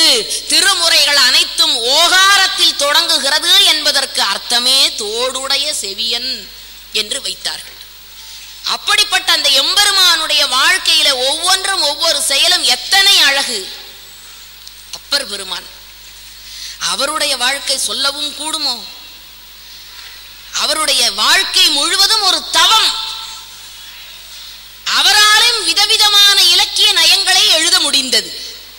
அகத்துறை பாடல்களை அப்பர் பெருமான் எழுதுகிறார். என்னடின்னா, முன்னம் அவனுடை நாமம் கேட்டாள். முதல் நாள் என்னடா கேட்டான்னா அந்த காதலனுடைய பேரை கேட்டா. இரண்டாவது நாள் மூர்த்தி அவன் இருக்கும் வண்ணம் கேட்டாள். கல்யாணத்துக்கு பொண்ணு பார்க்க ஆரம்பிச்சோம்னா அம்மா எதை தெரியுமா எதிர்பார்ப்பா? பையன் எவ்வளவு சம்பாதிக்கிறான், இது அம்மாவுக்கு கவலை. அப்பா என்ன யோசிப்பார் தெரியுமா? அவன் எவ்வளவு படிச்சிருக்கான், மாப்பிள்ளை நல்லா படிச்சிருக்கிறாரா, ரைட். பொண்ணு எதை எதிர்பார்ப்பா? அவர் அழகா இருக்காரா. ஒவ்வொருவருடைய மனநிலை எப்படி இருக்கு? முன்னம் அவனுடை நாமம் கேட்டாள், மூர்த்தி அவன் இருக்கும் வண்ணம் கேட்டாள், பின்னை அவனுடை ஆரூர் கேட்டாள், பெயர்த்தும் அவனுக்கே பிச்சி ஆனாள், அன்னையும் அத்தனையும் அன்றே மறந்தாள், அகன்றார் அகலிடத்தார் ஆச்சாரன் தன்னை தன்னை மறந்தாள், தன்னாமம் கேட்டாள், தலைப்பட்டாள் நங்கை தலைவன் தாளே. அப்பர் பெருமானுடைய தேவாரம் ஒரு காதல் இளம் பருவத்தில் இருக்கிற பெண் கடவுளை எப்படி அனுபவித்தாள் என்பதை எவ்வளவு அழகா எழுதுறார். இது அப்படியே கண்ணதாசனிடத்திலும் பதிவாகிறது. காட்டு பாதை, இருட்டு வழி, இரவு நேரம், உடம்பு முழுக்க நகைகளை அணிந்து கொண்டு ஒரு பொண்ணு தனியா போய்கிட்டு இருக்கா. எய்தாப்புல ஒரு திருடன் வந்தான். வந்த திருடன் இந்த பொண்ணை சுத்தி வந்து, உங்ககிட்ட என்ன இருக்கு எடுன்னா. இந்த பொண்ணு கையை பசஞ்சுக்கிட்டு, என்கிட்ட எதுவும் இல்லைங்க, மரியாதையா சொல்றேன், நான் உலக மகா திருடன், உங்ககிட்ட இருக்கிறதெல்லாம் எடுன்னா. இந்த பொண்ணு கையை பசஞ்சுக்கிட்டு, என்கிட்ட எதுவுமே இல்லைங்க. எதுவும் இல்லையா, சரி போ. இப்ப இந்த பொண்ணு இந்த பக்கமா போயிட்டா, அந்த திருடன் அந்த பக்கமா போயிட்டான். போன பொண்ணு சும்மா இருந்திருக்கலாம் இல்லையா? லேசா திரும்பி அந்த திருடனை ஒரு பார்வை பார்த்தா. அந்த திருடனும் லேசா திரும்பி இந்த பொண்ணை ஒரு பார்வை பார்த்தான். அவ்வளவுதான். இன்னைக்கு காதல் காட்சி. நீங்க அடிக்கோடு போட்டுக்கணும், காதல் காட்சி. கவிஞர் கண்ணதாசன் ஐயாவை கூப்பிட்டு இந்த காட்சிக்கு நீங்க ஒரு பாடல் எழுதுங்க. அவர் கற்பனையிலே காட்சிகளை வைத்து பாடல் எழுதக்கூடியவர். இப்படி ஒரு காட்சியை பார்த்தா எழுதாமையா இருப்பாரு? காட்டினில் ஒருவன் என்னை கண்டான், கையில் உள்ளதை கொடு என்றான், கைகளில் எதுவும் இல்லை என்றேன், கண்ணில் உள்ளதை கொடுத்து விட்டேன். இப்ப வர்ற வரைக்கும் அவன் திருடன், இப்ப இவ பெரிய திருடியா மாறிட்டாளாம். அவன்தான் திருடன் என்றிருந்தேன், அவனை நானே திருடி விட்டேன். முதல் திருடும் காரணத்தால் முழுசாய் திருட மறந்து விட்டேன். நோ எக்ஸ்பீரியன்ஸ், அனுபவம் இல்ல. முதல் திருடும் காரணத்தால் முழுசாய் திருட மறந்து விட்டேன். அந்த கவிஞர் அதோட நிறுத்தினா, இப்போ உள்ள கவிஞர் அதை பிடிச்சுக்கிறாரு. அதுல இருந்து அவர் சொன்ன அதே வார்த்தையை எடுத்துக்கிட்டு புதிதாய் திருடும் திருடி எனக்கு முழுசாய் திருடத்தான் தெரியல, ஐயையோ ஐயையோ பிடிச்சிருக்கு. காலந்தோறும் எப்படி வருது பாத்தீங்களா அந்த மரபு. கற்பகத்தின் பூங்கொம்போ காமன் தன் பெருவாழ்வோ, பொற்புடைய புண்ணியத்தின் புண்ணியமோ, புயல் சுமந்து விற்குவளை பவள மலர் மதி பூத்த விரை கொடியோ, அற்புதமோ சிவன் அருளோ அறியேன் என்று அதிசயித்தார். சேக்கிழார் நிறுத்தின அதிசயித்தார வைரமுத்து பிடிச்சுக்கிட்டார். பூவுக்குள் ஒளிந்திருக்கும் கனி கூட்டம் அதிசயம், வண்ணத்து பூச்சி உடம்பில் ஓவியங்கள் அதிசயம், துளை செல்லும் காற்று நல் இசையாதல் அதிசயம், குருநாதர் இல்லாத குயில் பாட்டு அதிசயம், அதிசயமே அசந்து போகும் நீ எந்த அதிசயம். அவர் அதிசயத்தார்னு முடிச்சாரா, இவர் அந்த அதிசயத்தை வாங்கி இப்ப இருக்கிற அதிசயமா மாத்துறார். காலந்தோறும் இலக்கியங்கள் பதிவுகளை எப்படி ஏற்படுத்தி கொண்டே வருகிறது. இந்த வரலாற்றிலே சிறு தொண்டருடைய வரலாறு நாம் எண்ணி எண்ணி இன்புறத்தக்க ஒன்று. படைக்களத்துல போர்க்களத்துல பலருடைய தலையை சீவி எறிந்தவன் படை தளபதியாக இருந்தவன் பரஞ்சோதி. கடவுள் எப்படியெல்லாம் நாடகம் ஆடுகிறார். பலருடைய தலையை சீவி தள்ளி சிதைத்தவன் தன் பிள்ளையை சிதைத்து கொன்று கடவுளுக்கு உணவு படைக்கிற மாதிரி சூழலை ஏற்படுத்துகிறானே. அவன் மனநிலை எப்படி இருக்கும்? பையனை சீராட்டி தாளாட்டி பள்ளிக்கூடத்துக்கு அனுப்பிட்டாரு. அடியவருக்காக காத்திருக்கிறார் உணவு தயாரிக்க. வந்த அடியவரும் 6 மாசத்துக்கு ஒரு தடவை தான் சாப்பிடுவார். அதுவும் நரப்பசு நரமாமிசத்தை மட்டும்தான் சாப்பிடுவார். அதுவும் 5 வயது நிரம்பிய பாலகனாக மட்டும்தான் இருக்க வேண்டும். அதுவும் தாய்க்கு தலை பிள்ளையாக ஒரு பிள்ளையாகத்தான் இருக்க வேண்டும். அதுவும் தாய் பிடித்துக் கொள்ள தந்தை அறிய வேண்டும். என்னையா இவ்வளவு கண்டிஷன் போடுறாரு? இவரு பார்த்தார், இந்த கண்டிஷனுக்கெல்லாம் எந்த தாய் தந்தை ஒத்துக்கொள்வார்கள்? மனைவி திரும்பி பார்க்கிறார். அந்த மனைவி திருவெண்காட்டு நங்கை. ஐயா அவளுடைய பேரே என்னன்னு தெரியல. ஊர் பெயரிலேயே அந்த பெண்ணினுடைய பெயரை இணைத்து திருவெண்காட்டு நங்கை. அவ சொல்றாளா, ஏன் கவலைப்படுகிறீர்கள்? பள்ளிக்கு சென்றிருக்கிற நம் பிள்ளை சீராளனை அழைத்து வாருங்கள்ங்கிறார். சரின்னு இவர் புறப்பட்டு போறாரு. சீராளனை கூப்பிடணும். இறையருள் எப்படி கூட்டுவிக்கிறது பாருங்கள். நன்றாக படித்து முதல் மதிப்பெண் எடுக்கிற ஆற்றல் மிகுந்த சீராளன் அன்றைக்கு பள்ளிக்கு சென்ற உடனேயே ஆசிரியரிடத்தில் எனக்கு உறக்கம் வருகிறது என்று சொல்லுகிறான். பள்ளிக்கூடத்துல உறங்குறதுங்கிறது இன்னைக்குதான் தோன்றியதுன்னு நினைக்காதீங்க. காலாகாலமா நடந்துகிட்டு இருக்குது. ஏன் கர்ணன் தொடையில ஆசிரியர் உறங்கலையா? என் பையன்கிட்ட சொன்னேன், பாடுறா கர்ணன் எவ்வளவு பொறுமைசாலிடா. ஆசிரியர் தலையில தூங்குறாருங்கிறதுக்காக வண்டு தொலைச்சாலும் பரவாயில்லைன்னு பொறுத்து கொண்டு இருந்தானே அப்படின்னு. என் பையன் சொல்றான், நாங்களும் அப்படித்தான் மேடம் இருப்போம். அப்படியா? ஆமா. எங்கேயாவது அசங்கி எழுந்து பாடம் நடத்த நீங்க ஆரம்பிச்சிருவீங்களே, உங்க பாடத்துக்கு வண்டுகிடியே பரவாயில்ல மேடம், நாங்களும் பொறுத்துக்குவோங்கிறான். பள்ளிக்கூடத்துல உறக்கம் வருதுங்கிறானா சீராளன். ஆசிரியருக்கு ஒன்றும் புரியவில்லை. பரவாயில்லை, சற்று நேரம் ஓய்வெடுத்துக்கொள். சீராளன் உறங்குகிறானாம் வகுப்பறையில். உறங்குகிற சீராளனுடைய கனவிலே இறைவன் தோன்றி இவனை பிள்ளை கறி சமைப்பதற்காக தன் வீட்டிலே காத்து கொண்டிருக்கிறார் என்ற செய்தியை அந்த பிள்ளை கனவிலே தெரிந்து கொள்கிறானாம். அப்பா போய் நிற்கிறார். தம்பி சீராளா, உன் மாமன் வந்திருக்கிறான். அந்த பிள்ளை சொல்றான், ஏன்பா பொய் சொல்றீங்க? இறைவனுக்கு என்னை உணவுப் பொருளாக மாற்றுவதற்கு நான் என்ன பாக்கியம் செய்திருக்க வேண்டும்? அந்த குழந்தை சொல்லுகிறது, பெரியோர்களே, சிறு தொண்டருடைய வாழ்க்கையை படித்துவிட்டு அதை போல பிள்ளை கறி சமைத்து கொடுக்க முடியுமா என்று பலர் இன்றைக்கு நம்மை பார்த்து கேட்கிறார்கள். சிறு தொண்டர் வரலாறு பிள்ளை கறி சமைச்சு கொடுன்னு சொல்றதுக்காக இல்லை. கணவன் ஒரு கொள்கையை எடுத்துக்கொண்டால் அந்த கொள்கையை மனைவியும் பின்பற்ற வேண்டும்.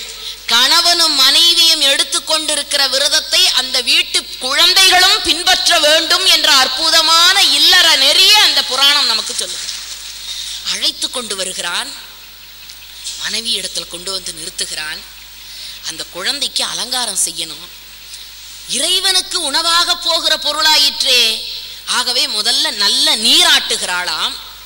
நீராடி முடித்த பிறகு சீவி குழல் முடித்து, பாருமயிர் குடுமி எண்ணெய் தடவி சீவி குழல் முடித்து, சின்ன துண்டாக இடுப்பிலே பட்டு துண்டு கட்டி குழந்தைக்கு அலங்காரம் எல்லாம் செய்கிறாள்.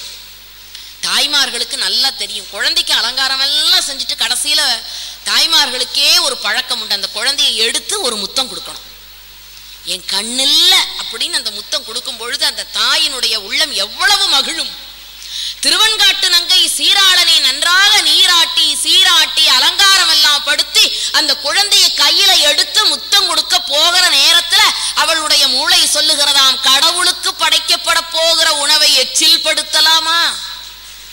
கிட்ட கொண்டு போன குழந்தையை தவிர்க்கிறாளாம் முத்தம் கொடுக்காமல். தாயின் உள்ளம் இறைவனுக்கு ஒன்றை சமர்ப்பணம் என்று செய்கிற பொழுது நடுநிலைமையோடு என் உள்ளம் இருக்க வேண்டும். ஆனா இன்னைக்கு குழந்தைகள்கிட்ட அந்த உணர்வெல்லாம் இருக்கா?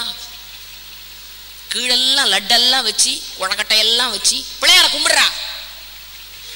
அவன் லட்டை கும்பிடுறான், குழக்கட்டையை கும்பிடுறான், பிள்ளையாரையே பார்க்க மாட்டேங்கிறான். அப்பா அப்பா இதுல இருந்து ஒண்ணு எடுத்துக்கிறேன்ப்பா, ஓங்கி அடிப்பேன், பிள்ளையாருக்கு நைவேத்தியத்துக்கு வச்சிருக்கேன், இதெல்லாம் எடுத்து சாப்பிட்டேன்னா கண்ணை நோண்டிவிடும் பிள்ளையார். பிள்ளையாருக்கு அதானே வேலை. உடனே அவன் சொல்றான், அதெல்லாம் ஒண்ணு நோண்டாது பிள்ளையார்.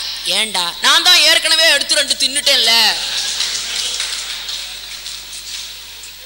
தன் அருகிலே கொண்டு சென்று முத்தம் கொடுப்பதற்கு கூட அந்த பிள்ளையை எடுத்து சென்றவள் இறைவனுக்கு படைக்கப்படுகிற உணவு பொருளாயிற்றே எச்சில் படுத்தக்கூடாது என்று அந்த குழந்தையை முத்தம் கொடுக்காமல் தவிர்த்தாளாம்.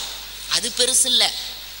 அந்த குழந்தைய தாய் பிடித்து கொண்டு தந்தை அறிய வேண்டுமாம். அந்த அறிவதற்கு சேக்கிழார் போடுகிற சொல்லுதான் பெரிய அழகு. என்னடான்னா, காய்கறிகளை அறிவது போல் பிள்ளையை அறிந்தார். எங்க வீட்டு கத்திரிக்காய் எடுத்து நறுக்கும் பொழுது கண்ணீர் விட, ஐயோ கத்திரிக்காய், என்ன அழகு கத்திரிக்காய், உன்னை போய் நான் நறுக்க வேண்டியதாக இருக்கிறதேன்னு கண்ணீர் விடுவோமா? இல்ல.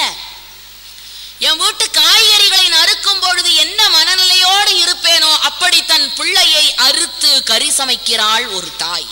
இது பெருசு இல்ல. தலைக்கறி ஆகாது, அது கொஞ்சம் குடலும் உடலுமா மூளையுமா சரியான பக்குவத்துக்கு இல்லைன்னு வேலைக்காரியை கூப்பிட்டு தூக்கி போட்டுருன்ட்டா. அவள் எவ்வளவு சிறந்தவள்!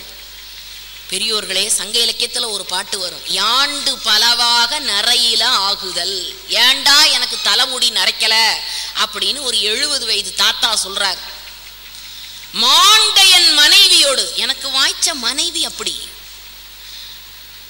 மாண்பு மிகுந்த பிள்ளைகளோடு நான் எதை செய்யணும்னு நினைக்கிறேனோ அதை செய்து முடிக்கிற என் பிள்ளைகள், எனக்கு ஏற்ற ஏவலாளர்கள், என் வீட்டில் இருக்கிற ஏவலாளர்கள் வேலைக்காரர்கள், நான் எதை நினைக்கிறேனோ அதை செய்து முடிக்கிறார்கள். என் ஊரிலே இருக்கிற சுற்றமும் நண்பர்களும் என்னுடைய நண்பர்கள், இவர்களெல்லாம் சிறந்தவர்களாக இருக்கிற காரணத்தினால் என் தலைமுடி நரைக்கவில்லைன்னு எழுதுறார். இன்னைக்கு 25 வயசுக்கே நரைச்சு போயிடுது. அதுக்கு என்ன சொல்றது? அவ்வளவு சிறப்பு, அவ்வளவு உயர்வு. அந்த பிள்ளைய கறி ஆகாது தலைக்கறி என்று சந்தன சந்தனத்தாதின்னு பேர், அவர் பேர் சந்தன நங்கைன்னு பேர். அவளிடத்திலே கொடுத்து அதை தவிர்த்து விட்டு உணவு படைக்க போகிறாள். ஆனால் அவள் நினைக்கிறாள், ஒரு நரப்பசுவையே உண்பேன் என்று சொன்னவன் தலைக்கறியை வேண்டாம் என்றா விடுவான்? அவ யோசிச்சா அப்படி. ஆகவே தலைக்கறியையும் உணவு தயாரித்து அவள் வைத்திருக்கிறாள். பெரியோர்களே, நீங்கள் இன்றைக்கும் திருச்செங்காட்டங்குடியிலே ஒவ்வொரு சித்திரை மாதத்திலும் இந்த சிறுத்தொண்டர் பெருவிழாவை மிகச் சிறப்பாக தஞ்சாவூருக்கு பக்கத்திலே கொண்டாடுகிறார்கள். ஒரு மாதம் பங்குனி மாத அமாவாசைக்கு கொடியேற்றம், சித்திரை மாசம் அமாவாசை வரைக்கும் ஒரு மாதம் முழுக்க அந்த விழா நடக்கும். நீங்கள் போய் பார்த்தீர்கள் என்றால் கல்லும் கரையும் அந்த காட்சியை பார்த்தால். அப்படி தலைவாழை இலை விரித்து அந்த அடியாருக்கு இந்த கறியை படைக்கணும். உட்கார்றாராம். உட்கார்ந்தவர் சொன்னார், தனியா ஏண்டா உன் வீட்டுக்கு ஒருத்தன் விருந்தாளின்னு வந்தா அவனை மட்டும் இலைய போட்டு சோறை போட்டு சாப்பிடுறான்னு அது நல்லாவா இருக்கும்? பக்கத்துல நாமளும் உட்கார்ந்து சாப்பிட்டாதானே ஒரு திருப்தியா இருக்கும். அதுதானே நம்முடைய முறை, அதானே நம்முடைய இயல்பு. அதனால நீயும் பக்கத்துல உட்காருங்கிறாரு. யாரு? சிவபெருமா. சரின்னா அவருக்கு இலைய விரிச்சு பரிமாறுறாளாம். அப்ப இந்த சிவபெருமான் வடிவத்தில் இருக்கிற அந்தனர் அந்த அம்மாவை பார்த்து கேட்கிறாரு, நல்ல கறியா இருக்கிறதெல்லாம் உன் புருஷனுக்கு படைச்சிட்டு இந்த எலும்பு கடிக்க முடியாது இதெல்லாம் எனக்கு படைக்கிறியா? கடவுள் கேட்கிற கேள்வியா இது? கோபத்துல அந்த பொண்ணு பொறுமையா, இல்லை சுவாமி இல்லை சுவாமி, கண்ணு கறி இதுவே காலின் கறி இதுவே, ஒன்னொன்னுக்கும் முழநீளத்துக்கு பாட்டு பாடி பாடி பாடி ஒவ்வொரு கறியையாக உணவு எல்லாம் படைத்து முடித்து விட்டு அவர் மனசுக்குள்ள சந்தோஷம், எப்படியாவது அடியவர் ஒருவாய் உணவு சாப்பிட மாட்டாரான்னு. அதனால அவசர அவசரமாக அந்த தலைவராக இருக்கக்கூடிய சிறு தொண்டர் உணவை கையில படைக்க போகிறாராம். என்னடா அவசரம் உனக்கு? 6 மாதத்திற்கு ஒரு முறை உணவு உண்கிற எனக்கே அவசரம் இல்லை, உனக்கு என்ன வந்தது இவ்வளவு அவசரம்? கடவுளினுடைய எண்ணம் கறி உண்பதா? இல்ல.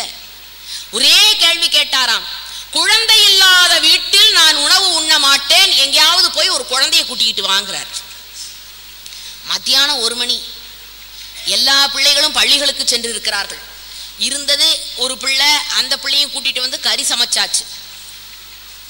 அப்பதான் சொல்றாராம், ஐயா மன்னிக்க வேண்டும், என்னுடைய பிள்ளையைத்தான் நான் இப்பொழுது கறி சமைத்து படைத்திருக்கிறேன் என்று சொன்னவுடன் கமண்டலத்திலே நீர் கொடுத்து கணவனையும் மனைவியையும் வெளியிலே அனுப்பி உங்கள் பிள்ளையை கூப்பிடுங்கள் வரட்டும்னார். போய் நின்று சிறு தொண்டர் கூப்பிடுகிறார், என் மகனே சீராளா, என் மகனே வருவாய். வரல. என் அருமை மகனே வருவாய் வருவாய், வரல. கடைசியா அவர் மனைவி கூப்பிடுறார், செய்ய மகனே சீராளா வருவாய். சொல்லி முடிக்கிறதுக்குள்ள அந்த பிள்ளை ஓடி வந்தது. அதுக்கு விளக்கம் எழுதுகிறார் யாரு தெரியுமா? அருணை வடிவேல் முதலியார் நூல் எழுதுகிற பொழுது அதுக்கு விளக்கம் எழுதுகிறார். இந்த பாட்டை கொடுத்துட்டு, தன் பிள்ளையை எப்பொழுது கறி சமைத்து படைத்தாரோ அப்பொழுதே அந்த பிள்ளைக்கும் தனக்கும் இருக்கிற உறவு இந்த பிறவியில் முடிவடைந்து போய்விட்டது. அதை மறந்துவிட்டு பரஞ்சோதியார் தெருவில் நின்று என் மகனே வருக, என் மகனே வருக, மகன் தான் இறந்து போய் சோறா படைச்சிட்டியே, அப்புறம் இந்த பிறவில எப்படி அவன் உனக்கு மகனாவா? ஆனா அந்த அம்மை அறிவுடையவள், மனையறத்தின் வேரணையார் என்று பெண்களை குறிப்பிடுகிறாரே சேக்கிழார். அந்த மனையறத்தின் வேரணையாராக இருக்கிற அவள் போய் கூப்பிட்டாள், மகனேன்னு கூப்பிடல, செய்யவனே சீராளா வருவாய் என்று கூப்பிட்டவுடன் எப்பொழுது கடவுளுக்கு ஒரு பொருளை கொடுத்து விட்டோமோ அப்பொழுதே அந்த பொருளுக்கும் எனக்கும் இருக்கிற உறவு முடிந்தது என்ற நடுநிலையோடு நின்ற காரணத்தினால் அந்த சீராளன் ஓடி வருகிறான் என்று விளக்கம் எழுதுகிறார். ஒரு பொருளை மற்றவர்களுக்கு கொடுத்ததோடு நம் கடமை முடிந்து விட்டது. அத்தோடு அவருக்கு செய்த உதவியை மறப்பது உன்னுடைய அழகு. அதை பெற்றுக்கொண்டவர்கள் காலம் காலமாக அந்த உதவியை நினைவிலே வைத்திருப்பது அவர்களுக்கு கடமை. சங்கராச்சாரியார் சாமி, முன்னிருந்த சாமி, பழைய சங்கராச்சாரியார் ஆதி, அதெல்லாம் ரொம்ப விளக்கமா சொல்லிடுறேன். அவர்தான் அவருடைய சீடர் ஒருத்தர் வீட்டில் இருந்த பசுமாட்டை கொண்டு வந்து மடத்துல கட்டிட்டார். சாமி இன்னமே இந்த மடத்துக்கு இந்த பசுமாடை கொடுத்துடுறேன்ட்டார். சாமியும் சரின்ட்டார். தினம் மடத்துக்கு வருவாரு, சாமியை பார்ப்பாரு, தான் கொடுத்த பசுமாட்டை சுத்தி சுத்தி வருவாரு, கண்ணுல எல்லாம் எடுத்து ஒத்திக்குவாரு, வீட்டுக்கு போவார். இப்படியே 1 மாசம் ஆச்சு. ஒரு நாள் வந்தாரு, பசுமாட்டை காணல். உடனே சாமி கிட்ட போய் கேட்டாரு, நான் கொடுத்தேனே பசுமாடு அது எங்க போச்சுன்னு கேட்டார். சாமி சொன்னாரு, நீ கொடுத்துட்டேன்ல நினைச்சேன், முடிஞ்சு போச்சு. நீ கொடுத்து விட்டாய் என்றல்லவா நான் நினைத்தேன். ஓ, இன்னும் நீ வச்சிருக்கியா மனசுல அந்த எண்ணத்தை? ஒரு பொருளை மற்றவர்களுக்கு கொடுத்ததோடு உனக்கும் அதற்கும் இருக்கிற உறவு முடிந்து விட்டது. கர்ணன் அப்படித்தானே செய்தான். கோப்பை இடது கையாலே கோப்பையிலே எண்ணெயை தேய்த்து கொண்டிருக்கிறான். ஒரு அந்தணன் வந்து நிற்கிறான், அவனிடத்தில் யாசகம் கேட்கிறான். எண்ணெய் தேய்த்து கொண்டிருந்த கர்ணன் இடது கையிலே இருக்கிற வெள்ளி கோப்பையை எண்ணத்தை கீழே ஊற்றிவிட்டு அந்த கோப்பையை அப்படியே அந்த அந்தணருக்கு பரிசாக கொடுத்தான். பக்கத்துல இருந்தவர் சொன்னார், கர்ணா, நீ எல்லாம் கற்றறிந்தவன் தான், ஆனால் ஒரு பொருளை மற்றவர்களுக்கு தானமாக கொடுக்கிற பொழுது இடது கையால் கொடுத்தால் கொடுக்கிறவனுக்கு பாவமும் வாங்குகிறவனுக்கு புண்ணியமும் கிடைக்கும்.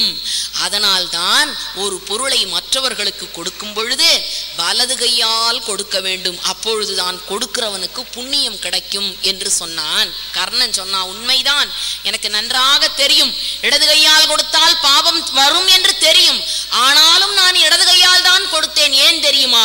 இடது கையிலே இருந்து வெள்ளிக்கோப்பையை வலது கைக்கு மாற்றி கொடுப்பதற்குள் என் மனம் மாறிவிட்டால் என்ன செய்வதுன்னா. யாரு? கர்ணனே. கர்ணனே அப்படி சொன்னான்னா நம்மளெல்லாம் எந்த இடத்துல வைக்கிறது? இரவு முடிவு பண்ணியிருப்போம் ஒருத்தருக்கு இவ்வளவு தொகை கொடுப்பதுன்னு, பொழுது விடிஞ்சா மாறிடுறோமே. ஒரு கோயிலுக்கு டியூப்லைட்டு உபயம்னு கொடுக்குறான், பேரு குடும்ப பேரு மொத்தம் அந்த டியூப்லைட்ல வரிசையா எழுதி அந்த வெளிச்சமே தெரியாம ஆக்கிடுறான். இன்றைக்கு கொடை என்பது அப்படி போகிறது.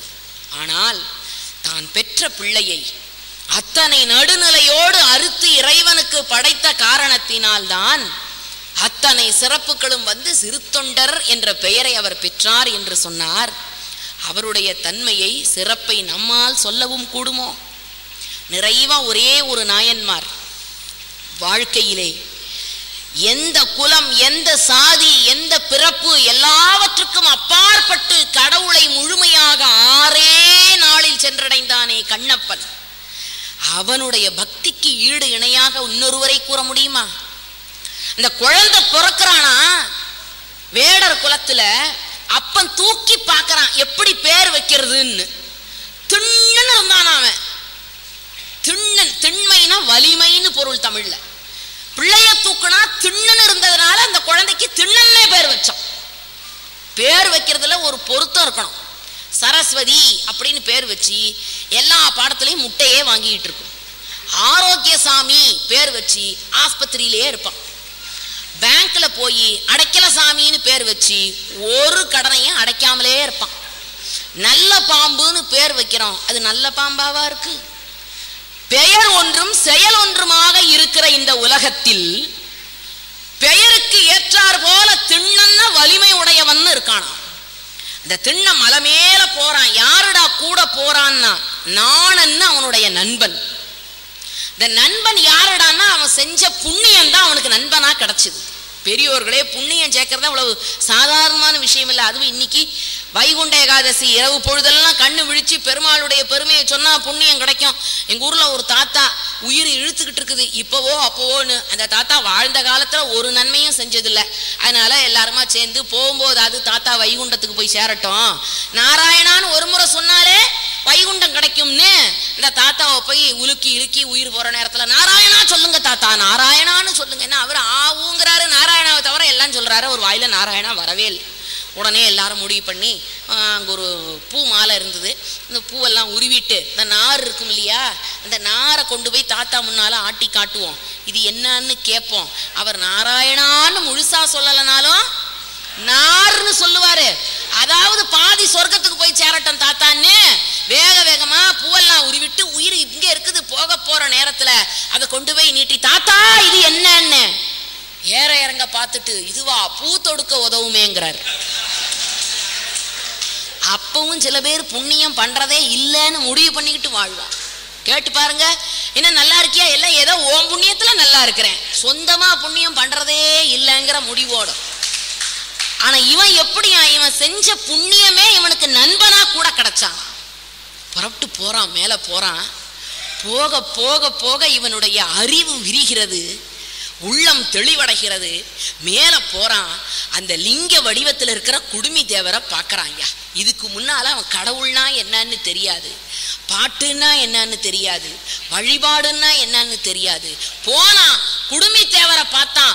ஆஹா, இந்த காட்டுல குடுமி தேவரே நீங்க தனியா இருக்கிறீரே, எப்படியா உனக்கு தனியா இருக்கீர்? உனக்கு பசிக்காதா? உனக்கு தாகம் எடுக்காதா? இங்க இருக்கிற விலங்கினங்கள் எல்லாம் உன்னை துன்புறுத்தாதான்னு நினைச்சான். விறுவிறுன்னு கீழே இறங்கினான். பொன்முகலின்னு ஆறு ஓடுது. பொன்முகலி ஆற்று நீரை வாயில எடுத்துக்கொண்டான். காட்டு பூக்களை எல்லாம் தலையிலே சூடிக்கொண்டான். கையில இருக்குது வில்லு. அம்பு விட்டான், பன்றியை கொன்றான். அதை நெருப்பிலே வதக்கி அதிலே சுவையான பகுதி எது எது என்று வாயில் போட்டு அதுக்கி பார்த்து சுவையோடு கையில எடுத்துக்கொண்டான். தலையில காட்டுப்பூ, வாயில பொன்முகலி ஆறு, ஒரு கையில பன்றி இறைச்சி, இன்னொரு கையில வில்லு. வேகமா புறப்பட்டு போறானா. குடுமித்தேவருக்கு பசிக்குமே, குடுமித்தேவருக்கு பசிக்குமேன்னு வாயில இருக்கிற நீரை உமிழ்ந்தான் நீராட்ட, தலையில இருக்கிற பூக்களை சூடினான் பூஜிக்க, பன்றியை கறி சமைத்து வைத்தான் உணவு படைக்க. எல்லாம் வச்சுட்டு சொல்றான், சாமி சாப்பிடு சாப்பிடு, எனக்கு பாட்டு பாட தெரியாது, எனக்கு வழிபாடு நடத்த தெரியாது, நீ சாப்பிட்டா போரும்னு உட்கார்றான். அந்த சாமி சாப்பிடல. அப்ப சொல்றானா, ஓ ஒருவேளை நான் இருக்கேன்னு வெக்கப்பட்டு தான் நீ சாப்பிடாம இருக்கியோ, நான் போய் ஒளிஞ்சுக்கிறேன், நீ சாப்பிடுறியான்னு அந்த குடுமி தேவரை விட்டுட்டு போய் ஒளியறானா. ஒளிஞ்ச நேரத்துல சிவகோசரியார் வருகிறார். வந்தவர் பார்க்கிறார், பன்றி இறைச்சி என்று தள்ளுகிறார். இறைவன் அசுத்தப்பட்டு விட்டான் என்று நினைக்கிறார்.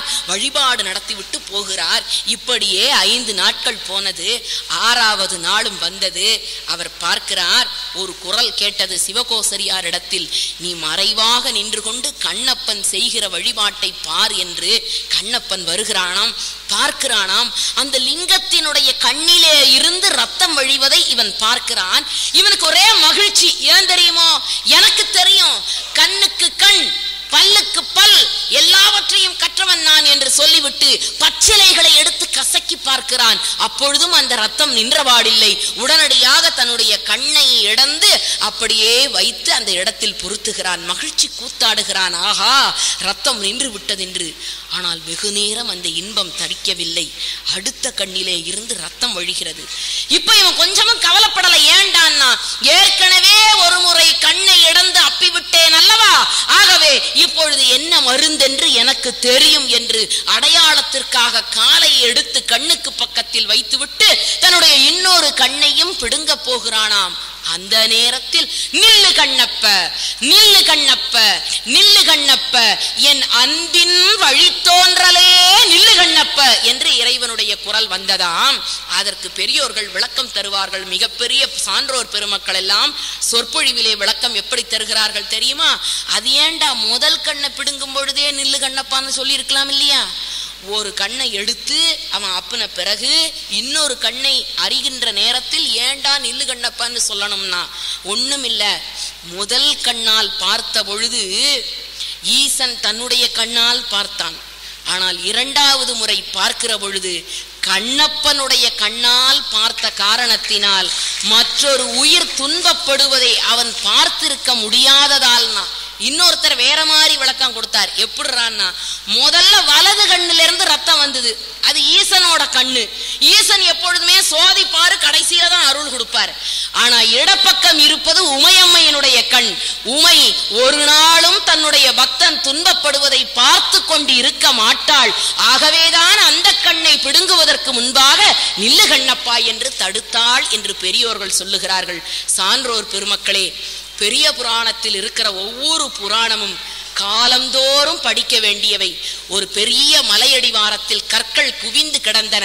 ஒரு சிற்பி போனான். மேலே ஒரு கல்லை தட்டினான், கீழே ஒரு கல்லை தட்டினான். அந்த கல் சொன்னது, இனிமேல் உன்னுடைய துன்பத்தை என்னால் பொறுத்து கொள்ள முடியாது என்றான். விட்டு விட்டான். அடுத்த ஒரு கல்லை எடுத்தான், மேலே தட்டினான், இடையில் தட்டினான். அழகான சிற்பம் உருவானது. கோயிலுக்கு கும்பாபிஷேகம் என்று வந்தார்கள். சிலையாக வடிக்கப்பட்ட கல்லை எடுத்து தெய்வ விக்கிரகமாக வைத்தார்கள். என்னை விட்டுவிடு என்று சொன்ன கல்லை எடுத்து படியாக போட்டார்கள். வந்தவர்கள் எல்லாம் தேனையும் பாலையும் அந்த தெய்வத்திற்கு ஊற்றினார்கள். படியின் மேல் ஏறி மிதித்தார்கள், தேங்காயை உடைத்தார்கள். படி கல்லுதான். நீயும் நானும் ஒரே மலையடிவாரத்துல தான் கடந்தோம்.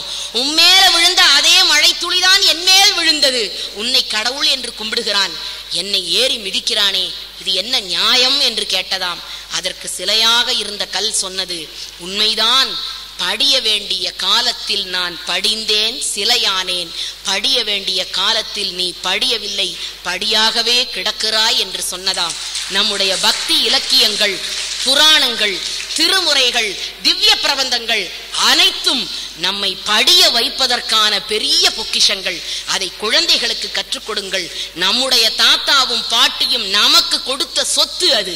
அதை நம் பிள்ளைகளுக்கு கொண்டு கொடுத்தால்தான் அவர்கள் அடுத்த தலைமுறைக்கு அதை கொண்டு போய் சேர்ப்பார்கள் என்ற காரணத்தினால் வான் முகில் வழாது பெய்க, மலிவளம் சுரக்க, மன்னன் கோன்முறை அரசு செய்க, குறைவிலாது உயிர்கள் ஓங்க, நான்மறை அறங்கள் ஓங்க, நற்றவம் வேள்வி மல்க, மேன்மைகள் சைவ நீதியும் தமிழ் நீதியும் ஆன்மீக ஒளியும் எல்லாருடைய இல்லங்களிலும் உள்ளங்களிலும் நிறைய வேண்டும் என்று கேட்டுக்கொண்டு இந்த அருமையான வாய்ப்பினை அளித்து இருந்து பொறுமையாக கேட்ட உங்கள் அனைவருடைய திருவடி தாமரைகளிலும் விழுந்து வணங்கி விடைபெறுகிறேன். நன்றி, வணக்கம். இந்த தகவல் உங்களுக்கு பிடிச்சிருந்தா லைக் பண்ணுங்க, உங்க ஃப்ரெண்ட்ஸுக்கு ஷேர் பண்ணுங்க, மறக்காம எங்க சேனலுக்கு சப்ஸ்கிரைப் பண்ணுங்க.